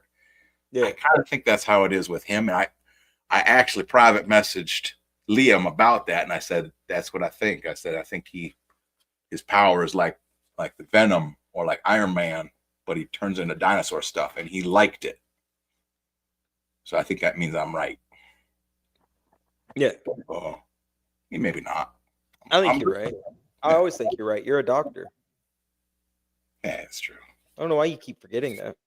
Well, you know, like the thing is if you're like if too confident, too egotistical, yeah, it's not good. You want to try and always remain. Oh yeah, a little bit of humility, a little bit of self. Deprecation, is that the word we're looking at? Self, doubt. Deprecation. One of those two words. Pick one. You can go with it. Defecation. I didn't say one. I didn't say that. I didn't say that at all. I didn't say defecation. Self-defecation is what I'm going to do in another 40 years, and I'm going to do it a lot. But it's good stuff. It's good drawings of dinosaurs. There's shit's going on. They're like, this is the thing, is these are what dinosaurs are in this world. Like in our world that we think about, like he was saying at the beginning, you know, we think of dinosaurs as being dumb or whatever. Nobody knows. We don't know. Dinosaurs really were. Yeah, they could have been super smart. Fucking with people, jumping around. Beautiful little emo bangs. I mean, look at him. If I was going to be gay, it'd be for like a weird emo dinosaur boy. That's what it was. I agree with you. Right? You got spikes. You got like a fin. A whole fin coming out of your back. Let me check that out. All right. Expect your fins. Yeah, let me put my hands on your fins, boy. Let me fiddle with your fins for a second. Brace yourself, Berserker. You face Rex Tall. Look at him. Look at how little he is. Yeah. Facing off this huge dude. He ain't scared. He's not scared at all. Just going in. Bam. Look at that. Yeah, he's worried. Why would he be? He brushes his teeth. It is. Oh, look at that. This is the only thing I would say this too is like sometimes you got to watch when you got a double spread like that. You have something stuck in that middle little butt crack of the comic. You will lose. See what I'm saying? His mouth is all busted up like that. But it's like if you don't You got to pull it open. Splunk. Yeah, you got to really get in there. Yeah, and that is awesome. Like his.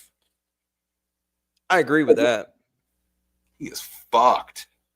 Teeth are all going backwards and falling out now. Like, yeah. And he just keeps going. Going on to the next one. All right, come on. Who's next? I can't. He won't let me. Goodbye, Gordon. Whatever. Swish. Splunk. You know, like he's just one after the other. Rextall, you were weak-willed cretin. What a pointless sacrifice. This isn't even his perfected form. But there is still hope. We will yet shatter the black diamond. Mark my words. Wait a minute. Shatter the black diamond? What are they talking about? The fuck's a black diamond? That's his asshole, I think, canonically. Right? Am I wrong? That could be.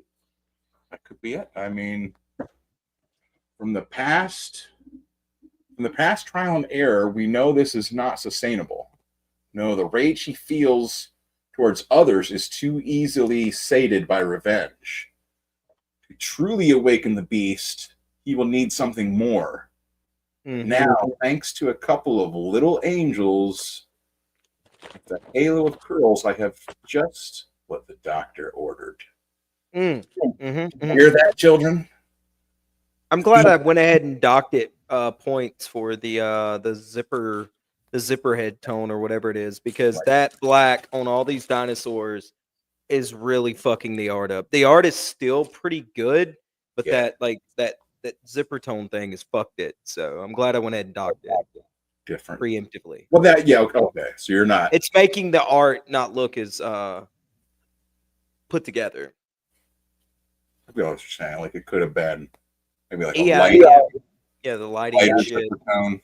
Well, I think like you were saying, one of the things, and I agree with, I don't mind the tone, but like for these, like it's on his hair. Yeah, it looks muddy. No, I feel Intertanks literally just said that. Yeah, it looks muddy. So look, get his hair. Don't have the zipper tones. Yeah, because over here too. Yeah, it's just zipper tone in the hair instead of, unless is he supposed to be bald? No, that's stupid. No. So that's what I'm saying. It's supposed to be should just be black hairs. Yeah. And some of them, like there, I think the tones are fine there. I think you're just getting. I think the shadows are just my camera work or whatever. No, that's fine. Stuff like that art's still good. Like that picture next to it's still good, right? Right. But then you have other ones to where it's not as clean. And it was so clean in the earlier chapter. So yeah. All right, let's proceed. Protecting the kids. That's him. Get over here, little baby. Come here, little kid. I got you. I'm gonna let them dinosaurs chew on your ass. I ain't gonna let me Stay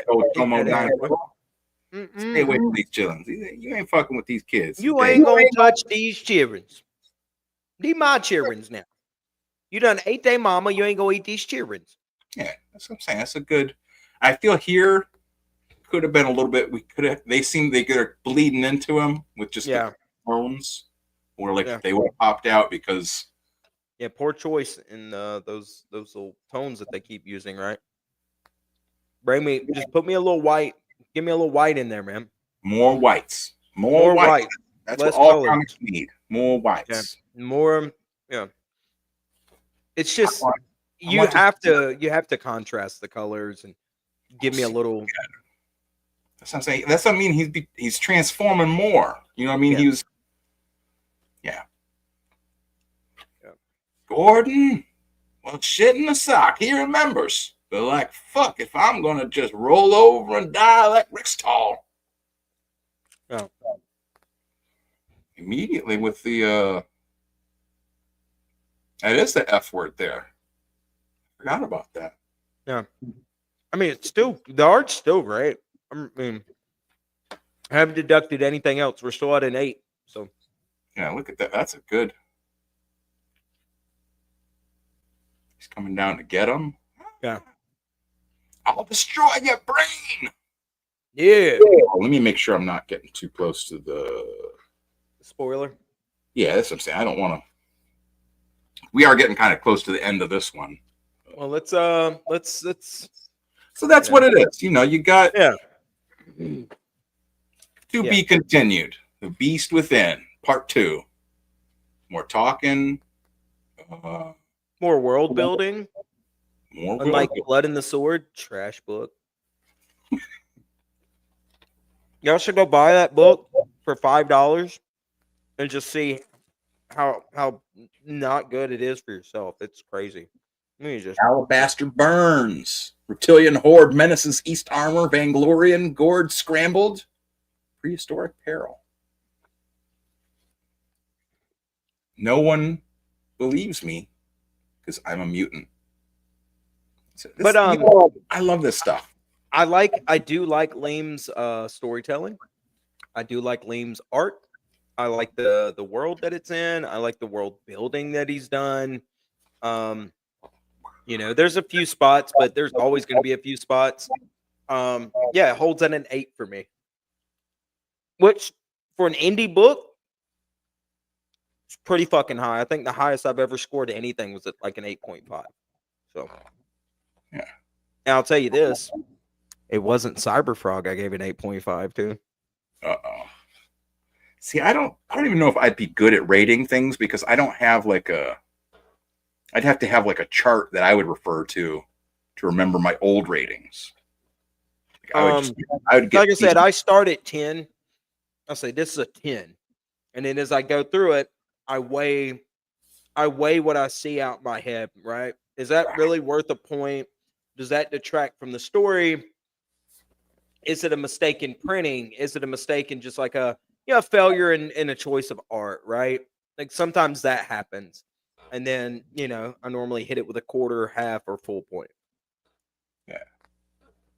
And he lost 2 points for me. And this is where I, really sealed it for me that he turns into a dinosaur.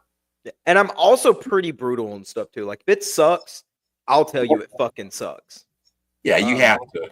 That's what I'm saying. Like if you start doing reviews where they're just floofers, like who's going to listen to somebody if you're just floofing everybody up? You're just, it's the best ever. This is just, I've never seen a better comic. It's the best thing in the world. It just, you know what I mean? Like, yeah.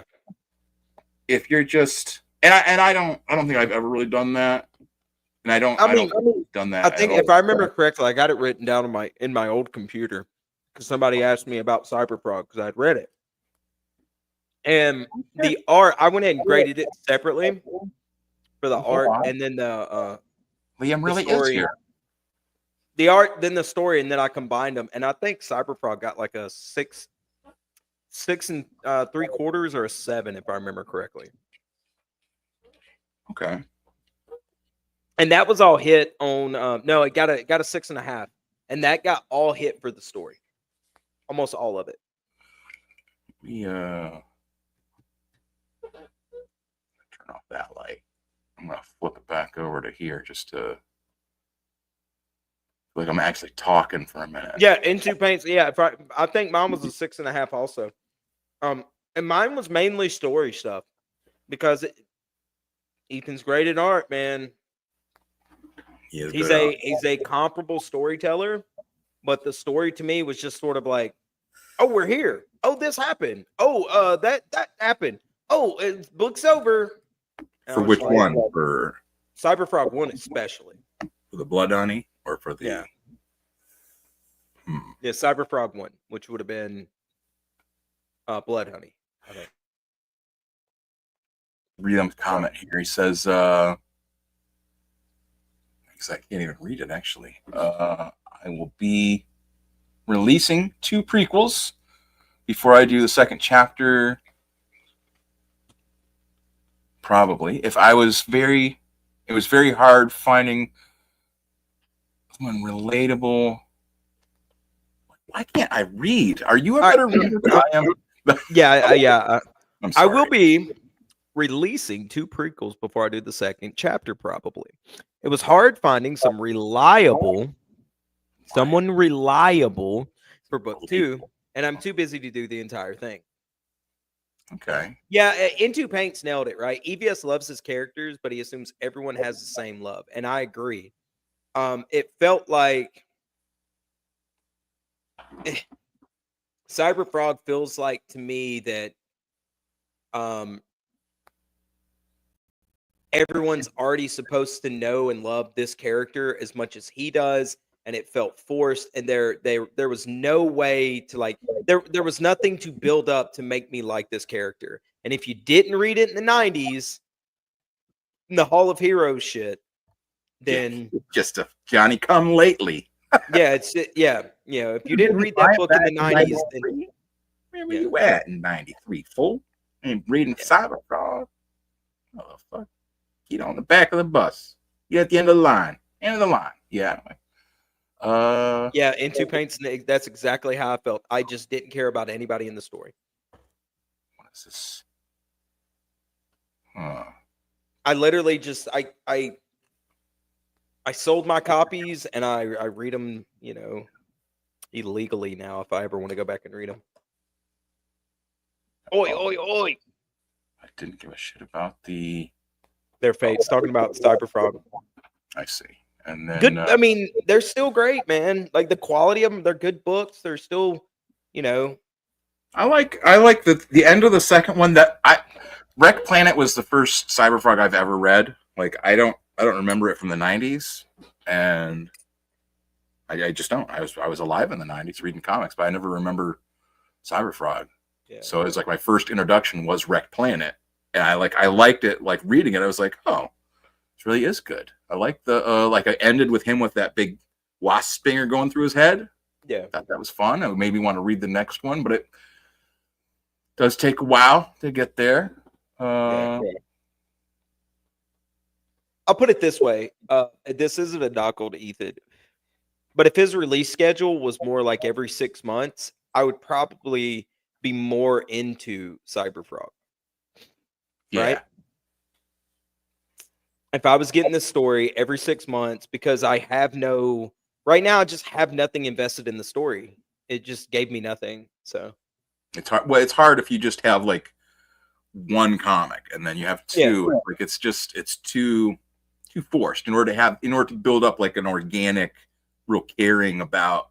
Like think about like Spider-Man or Batman or something. Like you're upset that like Batman comics suck now, right?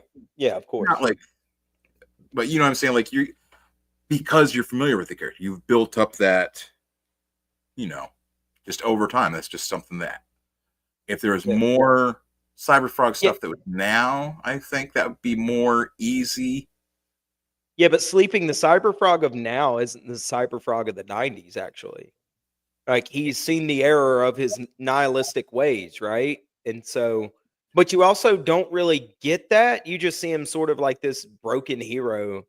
And I've seen no progression in the character, really. And none of the characters I'm really invested in. If I had more books, I could probably get invested. And I just don't. So, I think I am right now. I think Cyberfrog now is at it's at like the Star Wars area, right? Yeah. Blood Money is A New Hope. Yeah. Planet is Empire. And so, you know, it makes it easier probably for Ethan that like the third one, that's Threat Extermination, right? That's the third. Yeah. That one, all that has to do is like tie everything up together and be like tie it up, and I may give it like an arc, like an overall arc, may give it a better score, but still, right now they're both sitting at like a 6 to 6.5 for me, and that's hinging a whole lot on the art. That is the art is doing the heavy lifting. Well, I mean, you're right. How it's the story is of a failed hero, though, right? Like that's what he made the story to be, is that Cyberfrog has failed in his but new people like me don't really know that unless you watch Trashcast. Yeah. Well, that's the same thing they did in the 90s, though. That's how Rob Liefeld and all them did it. Was like you didn't understand the story of like Youngblood or Spawn or whatever if you didn't also see all the like the Wizard magazines and like the interviews with Rob. You know, like if you just had the comics, you're gonna be like, Yeah, and where are those comics now? all in the dollar bins. All the comics back then is in the dollar bins. So you know what I'm saying? Like you can't. Well, I don't know. I mean, you Spawn 1 or like some of the rarer ones you get. They're not there for the story though. They're there for the rarity of the covers and shit. Yeah, getting a 9.9. I got a CGC Spawn number 1. It's 9.8, dude. Like, okay, it's cool, I guess. Oh shit. Huh.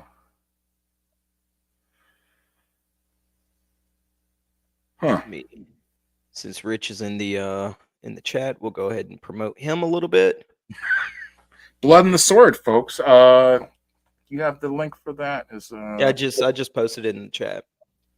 Let's see, how can I? Oh, I bet I can pull it up on here actually. Yeah. Like telling him, like, Richard. Oh shit, my guy. Can you like let me see if I can find where's Blood and the Sword. I got it. You want me to share my page? Yeah, you got yours. Yeah, I normally keep it up because Rich cries in my DMs. He's like, "You're on a stream and you're not sharing my book, meh." So Is that there? It is. Blood and the Sword. It's a couple $2-tree from $4,000. That'd be the most money Rich has ever seen in his entire life because he is a brokey butt. But if you are gonna get it, I do recommend don't get the digital. Don't get the papers. Get this one. Get the two. Get the catch-up tier for $10, right? And then because Rich says that he rips you off. I mean, he makes more money. Get the comic shirt bundle for $25. Yeah. He has sizes all the way up to his own size, 3XL. Well, that's my size too. Yeah, but see, Rich only has to have 3XLs because his big fucking head won't fit through the hole of any of these other ones because he's got a massive fucking head on him. So, yeah, it is a little bit. Yeah, you can get the 2-shirt bundle with 2 comics, which is a major rip, for $50. But if you want to see something that Rini could have done in her sleep, I recommend dropping $5 and getting Blood and the Sword too. It really helps a guy out who is just a couple payments away from being homeless, actually. Now, this is the thing too: is he has the option to get several copies of the physical. Yeah. You want to see the several copy section? Yeah. Because what I was gonna say is you can easily begin having tax write-offs. You can begin right here. Here's your retail bundles. And so for $20, you can get the retail bundle mixed between Blood and the Sword 1 and Blood and the Sword 2. And you too could go to like dentist office, a doctor's office, and like funeral homes and leave a copy to tell people, to show people just how better Rini is than Rich. When you're at the funeral, be handy to have it with you. You can have it with you and put it in the coffin, so one more copy of it is not seen by man. This is what brought him here. This is what drove him. That's where it should be, is in a grave buried. Oh wow. Well, I would think like the people that have ended their lives with they would feel they'd want to have it there with them. Yeah, the reason why they committed that atrocity upon themselves is Blood and the Sword, and so they should take it with them. So a copy of Blood and the Sword is sort of like one of Chris Chan's Sonichu medallions, is what I've heard. Yeah. And for $5, It's seriously though, like I'm fucking with Rich. It is a good book. Rich is a competent writer. And for $10 you can get the new one. You can catch up on it, and you can get the original and the second edition, which is, from what I've seen, way better than the first, but it really wasn't that hard to do better than the first one.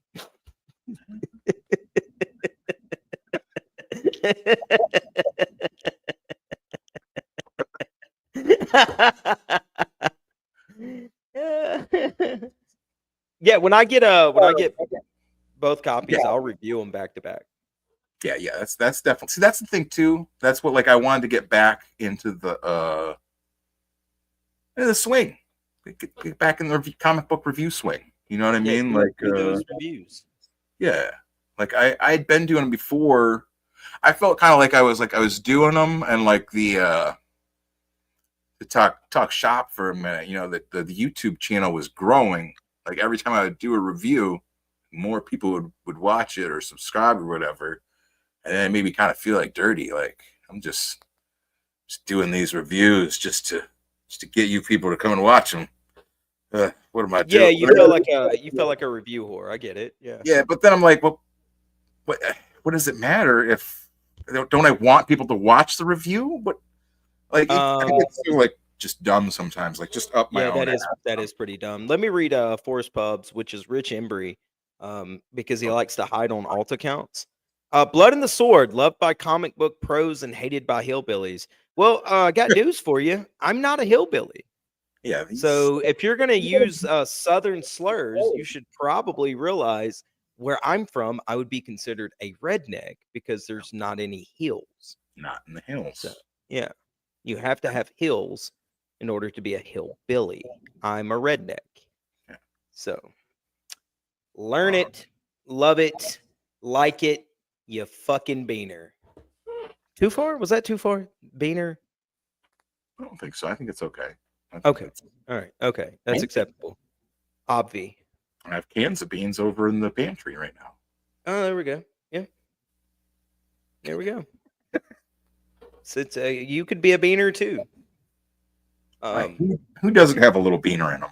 You know, I mean. Yeah, I mean, I try not to, you know, because it's just I do my best to stay away from it. You know, I don't want to end up buying a square body Caprice and putting hydraulics and stuff on it, and sunglasses everywhere. Yeah.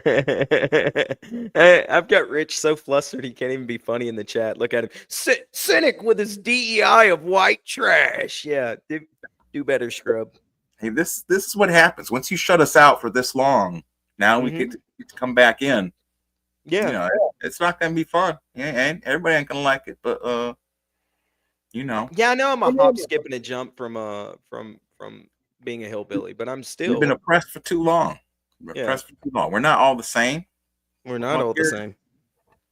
Appalachians would be considered hillbillies, but yeah, Cynic. Yeah, I'm at the foothills. So literally where I'm at right now, I'm at the foothills of the Appalachians. So if I go like 45 minutes north, I'm starting to hit the Appalachians, which would make me a hillbilly. But where I'm at right now, near Red Mountain and Bald Rock and all these other places, we're still considered rednecks. So get your racism right. Come correct. Yeah. Get back to putting a roof on or changing somebody's tires, motherfucker. Blood and the Sword 2, folks. For $20, you can get the retail bundle, and I do. And seriously, Rich is a great fucking dude, and I for fucking $10, you get story 1 and 2. You can't beat it, and he's a really good writer. He's actually a good friend of mine. I like the dude, even if he is a Mexican. It's again, you know, it's things you can overlook. Friends, yeah, I can overlook it. Yeah, you know, yeah. If even though he's not as good of a comic book artist and writer as Rainey, we'll get him there. This is only his second book. He's technically third or fourth book, but we don't count the other ones because, yeah, right. It's better to start over. sometimes. Yeah, it's better just hit the reset button. Also, yeah, he's right. You get three free trading cards. You get one done by Finbar Saunders, which I will promptly take out to my gun range the day I get the book. And I'm going to probably shoot it with my 22 revolver cowboy gun. And then what I'm going to do is I'm going to mail that card to a buddy of mine and have him do something to it. Then he's going to mail that card to another buddy of ours, and he's going to do something to it. And then I'm going to frame it and then send it to Finbar Saunders. I like it. I like it. I think that'll be that's a nice gesture. Yeah. Keep it going too. You know, that's the thing too, where I wanted to cover the Dino King today rather than yesterday. Like I said, you got Mark Bartica over there. Yeah. And if I just had to the same day, I would just be in the same, you know what I'm saying? It'd just be that day was the Dino King day. Whereas with the next day, now it's not spread out. You got a little levity in between. Yeah, a little time to let it breathe. That's right. Someone might come in tomorrow. If someone comes in tomorrow, then it's 3 days of Dino King. Yeah, now it's a marathon of Dino King. Creating exactly. Starting a trend. Have someone else come in. Maybe they don't. Maybe Partika will come back with the rest of his review. Yeah, maybe he'll finish it. Sleeping Psychopathy says Sin is going to frame Ruby Jizz. Confirmed. No, because Ruby wouldn't have enough money to mail the card back to me to put it into a frame. So you could send him. I'm not gonna send him the money to mail it back to me. No, you want to be a part of this dunking on Finbar. Like, you've got to pay for your own postage. Here, I'm gonna type it in the chat so I can. So it's called a SACE, self-addressed stamped, and that's what it is. Self-addressed stamped. I'm gonna highlight it. Self-addressed stamped envelope. I'm not doing that. Your address on the envelope. You know where you want to come back to you from whoever you're sending the stuff to. Put the stamp on it. Maybe tape. I don't know how. Fix it so they can't steam it off or whatever. You know. Yeah, Ruby would steal the stamp. So. But that's a way you can, encourage them so you don't have to trust them to be able to figure out how to buy a stamp and put it on a thing. Like it's supposed to be like, I think they call it like idiot proof is what we used to call it back in the day. Yeah, so I guess we're not going to send it to Ruby. Jesus Christ, you keep coming up with roadblocks. Yeah, yes. Taking the there we go. I went ahead and put it in the chat again. Ruby King approved because he never read. Blood and the Sword 2 on Fund My Comic. You too could be disappointed. What do you mean your food stamps don't go on envelopes? Yeah.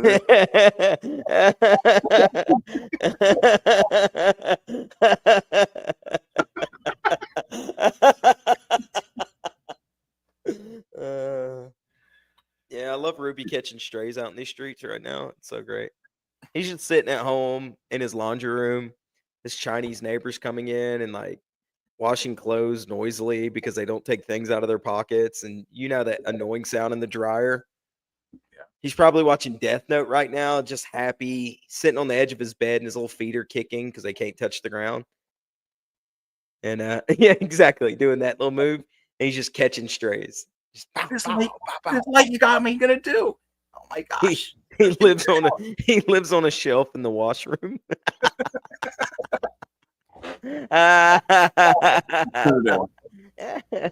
Do a whole you heard of Elf on the Shelf, and now there's like would it be Ruby on a shelf? It'd have to be something that rhymes with Ruby.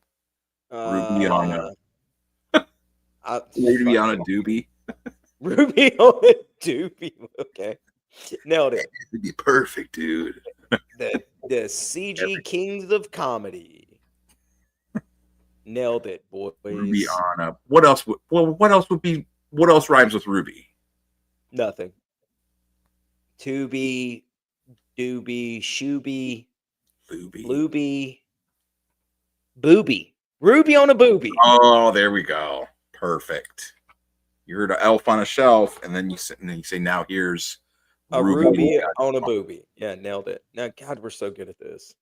Quality fucking content.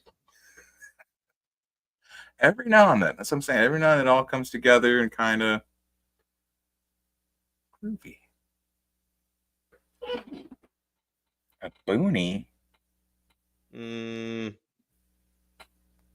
Groovy, loopy. They're just going off in the whole. You're just making stuff up now. Ruby on Matt Barr's booby. That's where he wishes he could be. But even I don't hate Ruby that much. It's fucking terrible. Does have like little. Matt Barr does have like little man boobies, doesn't he? He's got like the little. Yeah. Be like a.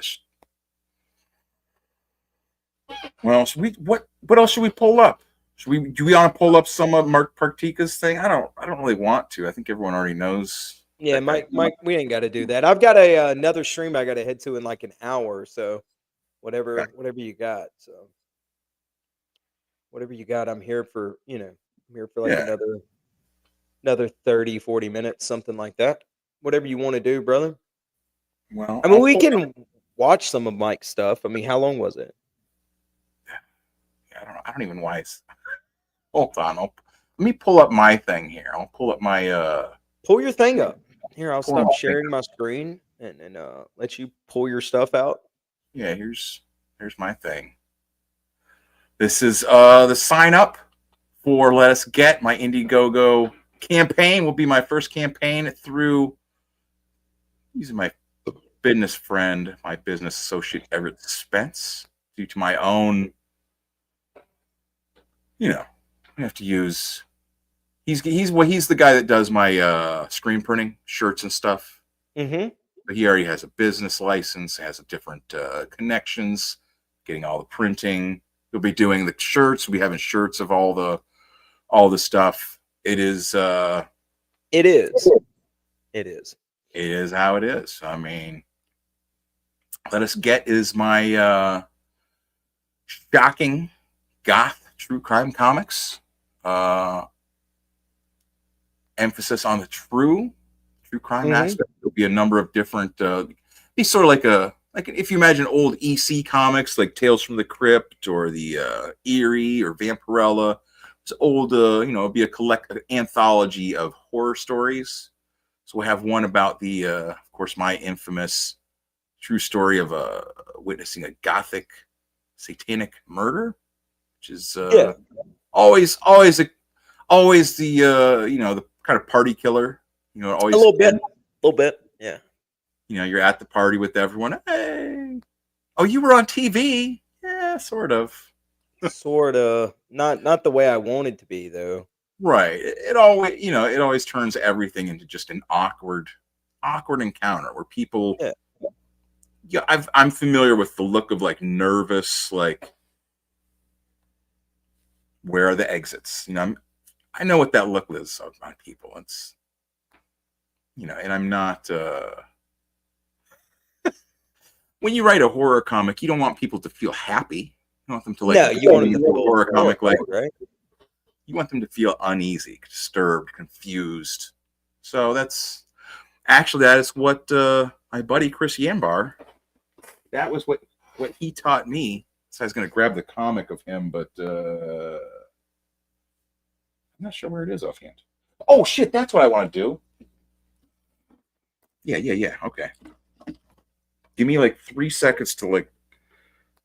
Dude, I'm here. That was me to myself, like my own notes. Way to go. So anyways, it'll have that details, shocking details, and along with a couple other, I'll have a little bit about the Ed Piskor horror tragical. Is that a word? Tragical. Yeah, thank you. Yeah, tragical's a word. If it wasn't, it is now, right? Exactly. The tragical death of Ed Piskor. We'll have a little reflection on that, which there's been a couple other comics that have kind of reflected on him. Passing, so I don't really feel like I'm not like going out there just starting something on my own or whatever. And there is a whole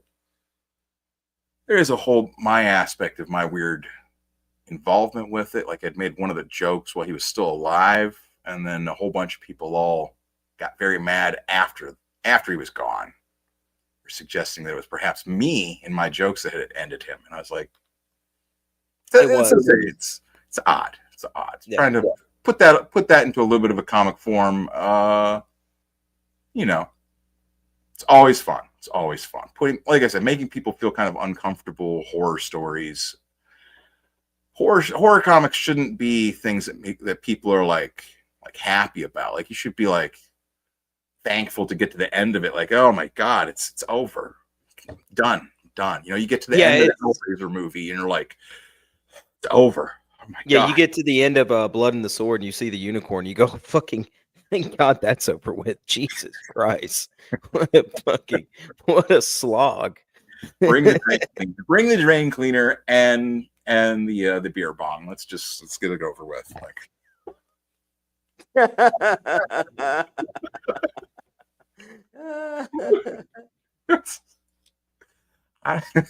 I'm liking this new so anyway, sign up if you've got like this kind of same sort of dork sense of humor. I find a lot of people that have gone through like trauma and stuff have like a sort of like a black sense of humor, or like gallows humor is I think what people call it sometimes. So you know, if you're not immediately put off by all that, or you're just a glutton for punishment, sign up. We'll be launching it.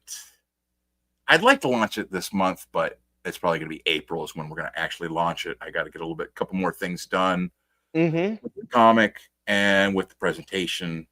And yeah, you really got to get your pitch down. Yeah, you know, that's what I'm saying. This is the sign up. When it goes live, you'll get the notification when the pitch is like actually not just me rambling for like half an hour, you know. Yeah, you should probably figure out how to use your words properly. You know. Yeah, but that's what I'm saying too. I don't want to build people up for something, give them false expectations. Yeah. Like they're like, I'm going to get this comic and it's going to explain why everything happened, and it's going to have no, that'll never happen. Oh, perfect. My other best friend. My other new best friend.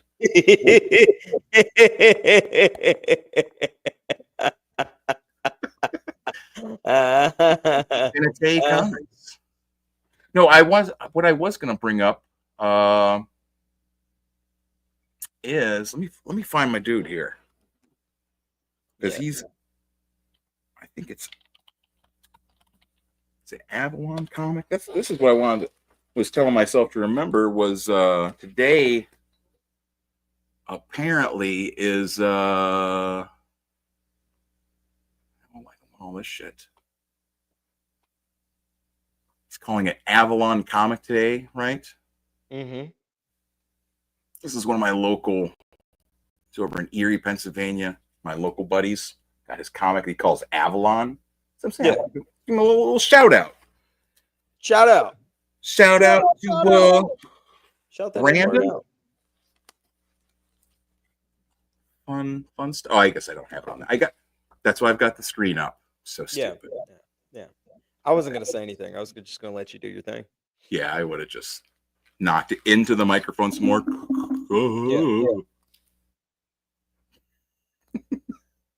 What is Avalon? Avalon is a thrilling post-apocalyptic tale that follows the Castle family as they face an original deadly zombie infection in a nightmarish world. As they navigate the dangers of this zombie infection, their dysfunctional past resurfaces, shedding light on their struggles with anxiety, depression, and ongoing health. Mm-hmm. So it is like it's a zombie story. What does he have on here of it? Is this what this is supposed to be? Yeah, so you can buy all the stuff here. Anyways, avaloncomic.com. I like that cover. The cover looks cool. Yeah, that's what I'm saying. It's fun stuff. And it's set in Erie, Pennsylvania, right? Which, if you're from Erie, it's probably a big deal. But like if you're from, Alabama, Georgia, California, like, so it's up Pennsylvania, okay. But like this, I've been there. That's books galore. I've been in that comic book shop. I've bought those comics. It's a fun book, Look at them. They're happy kids showing off their zombie books. You know what I'm saying? Like, always happy to encourage people out there doing the thing. Look at them hiding behind plastic barriers. I believe it was just in 2020. Yeah, you don't want to catch the flu or whatever it was. Yeah, that's what I'm saying. Good kids. They got some kind of store. Click on all the shit. They got all the stuff. You can buy copies of it, digital ones, paper ones. You can get a hoodie. You can get all the stuff. So apparently, how many issues does he have? 4? Issue 5. Okay, yeah. So he's turning and burning a little bit. Got it. Yeah, that's what I'm saying. It's good. Good guys doing the thing. Putting out comics, going to shows. That's what I'm saying. That's what we need more of, right? We just need more, just promotional only, no drama shows. We have to get away from all that drama. No drama and stuff. No talk about books and have fun, play a little grab ass here and there. No, it is good to get away from that stuff, man. It's fucking draining, to be honest with you. It's very draining. When you keep doing that, like you're either going to get a group of people that you don't really give a fuck about spending time with on the internet or even in real life, or you're going to like run everybody worth their crap off. So yeah. Well, this is the thing too, is I'm glad you had like Rich's thing, right? Yeah. Because I was trying to find Rich's campaign. This is all the one I could find. Like it's just no. Weird. No, I'm not. It's not Rich. And that's what I'm saying. I couldn't. I'm on the live stream. I get confused. I can't figure out where I'm at. Oh, Jesus Christ.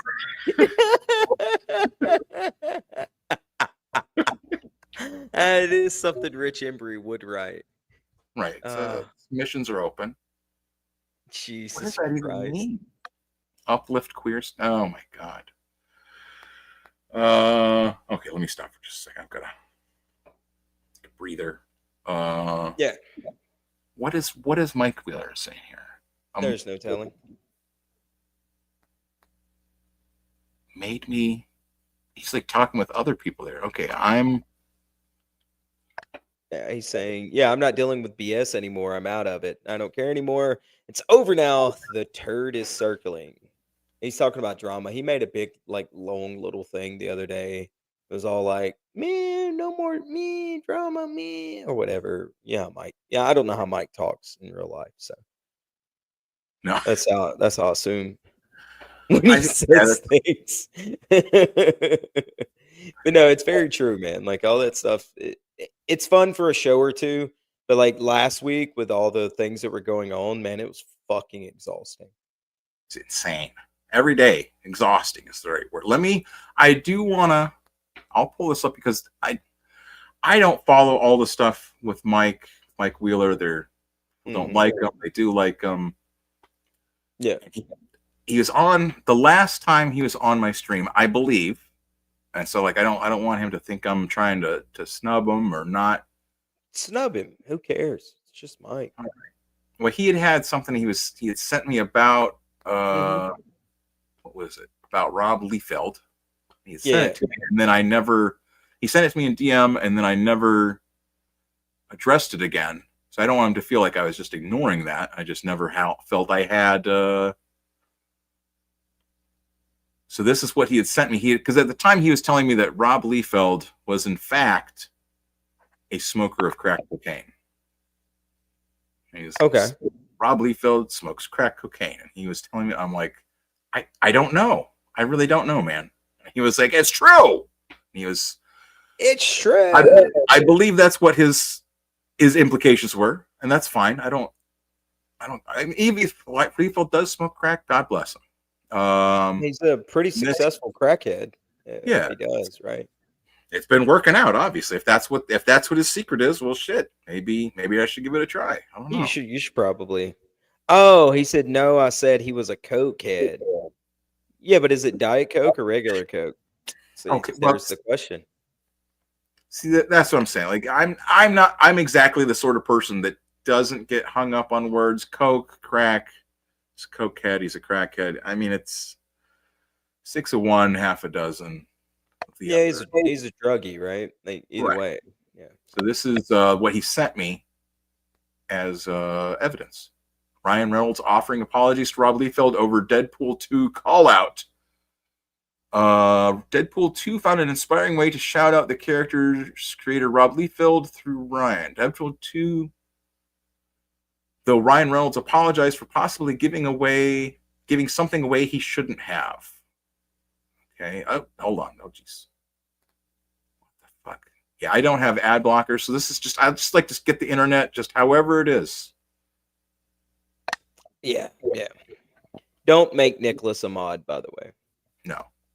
Deadpool wasn't the only Liefeld creation in Deadpool 2, as the film also brought Cable and Domino to life. One of the slickest sequences features the latter, focusing on how handy her luck powers are when the pressure is on.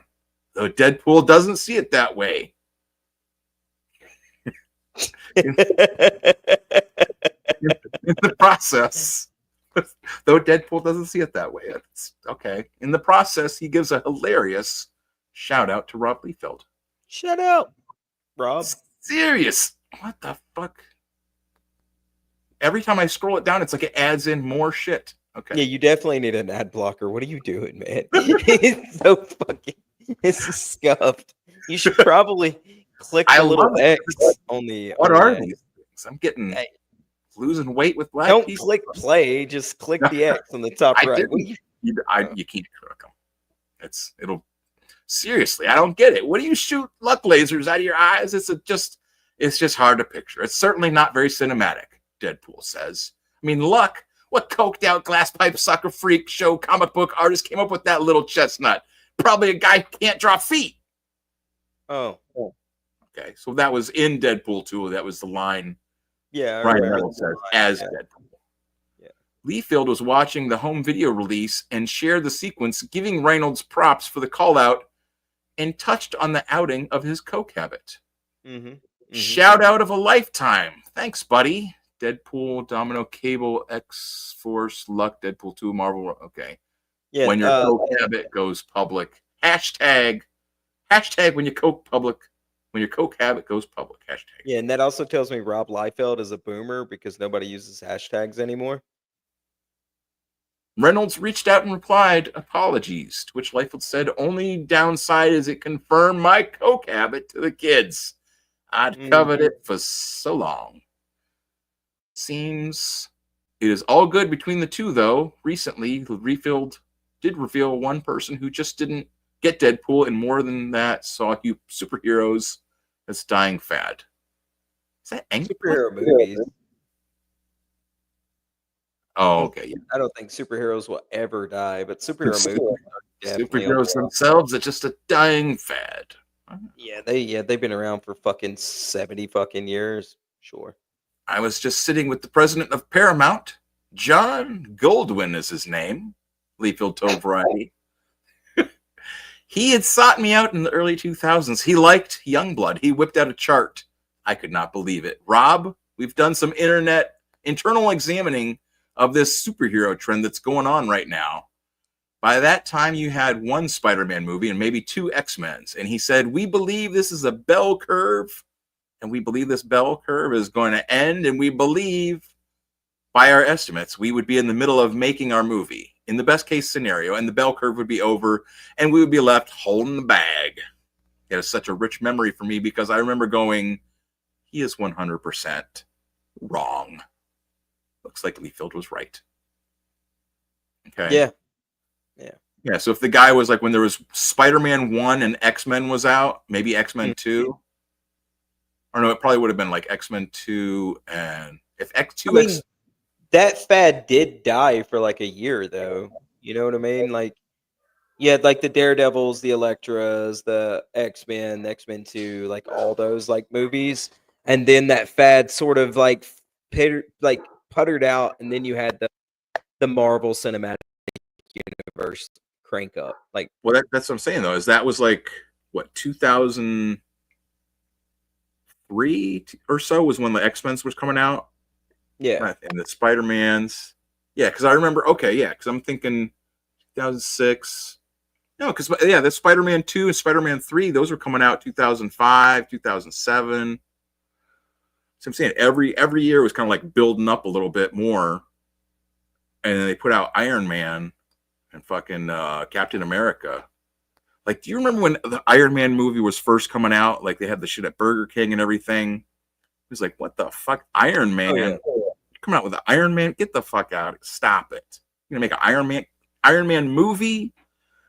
Get the fuck out. No one's going to watch it. And that was what kicked all the shits off. That was it. Like, Iron Man was huge. That was like the craziest thing to me because, I mean, the fuck has Iron Man ever been cool? Is just never. You know? It was always a B team, right? And like now it's like you got actors and everybody knows who he is. Like all the normie people all know Iron Man now. What? Yeah, it's weird. So that was Mike Wheeler's evidence to me. Yes. Yeah. Well, I'm gonna have to get out of here, brother. I appreciate it. I think actually probably because I am supposed to go over to Dave's BDMs, B&M or whatever. Beta Amar Evus. Yeah. Yeah, Beat'em R Evus. Yeah. I'll probably be over there a little later. I'm gonna go to Wizards thing and do our show that we do on Wednesdays, and then I'll probably be over there for a couple 2-3 minutes because I got court tomorrow that I've got to go to. So tear them up. Get up early. Yeah. So all right, chat. I appreciate it. Dr. Ben, a pleasure as always, and I'll probably see you later on, Bubba. All right. Yeah, yeah. All right. Never having that guy on the stream again. Fuck. All right, guys. Sorry about that.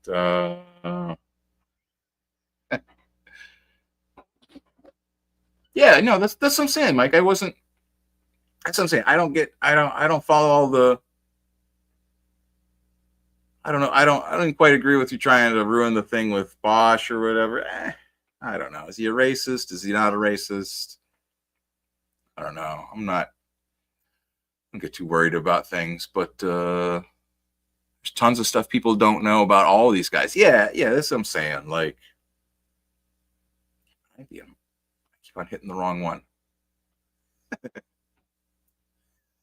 See, that's what I'm saying too. Like, I've told people that before. Like, if you're gonna get tripped up by like fucking JDA, or you're gonna get tripped up by Wheelers or something, like Mike and Mindy are gonna throw you off your game. Like, you're not ready to. If you're in Comicsgate or this kind of sphere of like right wing or like not left wing, not woke people or whatever, like you got to have a thick skin of like how to deal with all this critiques, negativity, people coming at you. You know what I'm saying? Like, you gotta. Reported nothing. Yeah, that's what I'm saying. Like, I ain't worried about none of that. But yeah, it's fun stuff. I did there's some chicken here that came, so I want to go eat my chicken, and I'm not gonna want to eat on the stream and gross everybody out. I will put at the bottom here, I will put in the ad for, not the ad, but the what the hell am I talking about? The link. The link for BTM, that's what I'm thinking. hell am I even doing? I'm in the wrong thing. Hold on, guys. I should have had him do that before he left. So dumb. Hold on, guys. I just want to put in the link for, well, I guess we're not going to figure it out. Okay, well, guys, oh shit, I could smell the chicken too. Oh, it's from Mr. Chicken, so you know, I gotta go. All right, guys, I'm going to place a little exit song here. Thank you guys for stopping by, watching the show. Thank you, Liam Gray. Thanks for stopping by in the chat, Liam. Thanks for making DINOKING. Love the book. My only real complaint was that one picture of the dinosaur. All the rest of it, I love it. Love it. Keep it up. And I want to play like one of the intros for me rather than all my dumb ones. Yeah. So this will be play this. Like I said, thanks for stopping by, and see you next time. I'm gonna try to get back into like streaming, doing more reviews. I got Cash Grab. I want to review Cash Grab. I got a whole bunch of. I still haven't read Bloodruth. Still been too scared to read Bloodruth, but I got all kinds of comics I bought from back in the day. Paul Pope. You guys know about Paul Pope? Yeah. We're gonna get into some crazy stuff. What about Take a Joke? What about Take a Joke by Johnny Ryan? Yeah, maybe not the best one to show off right now. Anyways, till then, we'll play this. Thank you guys for stopping by, and subscribe, like, and share. You know, do all that stuff. Thank you so much. What the hell was that? Oh man, I'm getting a flashback to all these Stephen J. Canal TV shows. Riptide. Thank you, DrBen. Yeah. This art is just so freaking crazy and just like so, like this is the epitome of like underground comics to me. I think I love it. I think it is so cool. I don't know, just the certain things, like she's walking away and she just has this big ass with look at that big ass, look at that big juicy booty, this Latina with her twisted deformed arm looking over her shoulder. I love it so much. It's almost Ted McKeever-ish in a way.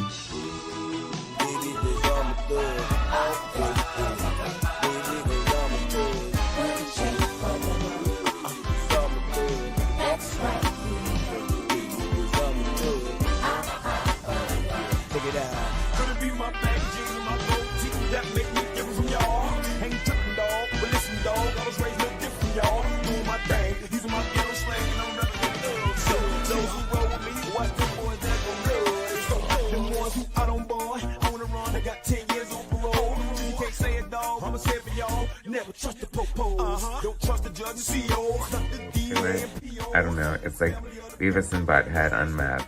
How do you like that? I don't know, but it's so cool. Like, there's just something very compelling and just, I love his stuff. I'm a fan. Great storyteller. Just totally, as I've said before, the epitome of like underground indie comics. Right there, DrBen Anthony. Such great, you know, color choices and just, I don't know. I'm with it. Inimitable. I love it. I love the color scheme you chose here, and this looks so good. Good job, DrBen. Love it. For you 90s stoners out there. This just felt... Yeah, this stuff I really like too. I love underground stuff, and this side of the book had tried to bring a lot of that feel into it, and I really appreciate it. Wow. Yeah, that's DrBen again, man. He had been away from comics for a long time, and now he's back. He's got these crazy colors. Yes, I like. Really great work.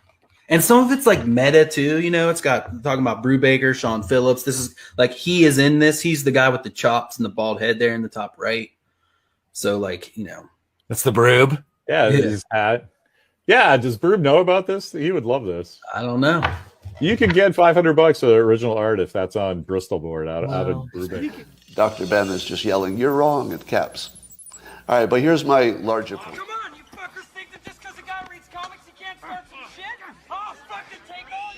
Yes. I gotta give Dr.Ben some props real quick. Thick Comics, because.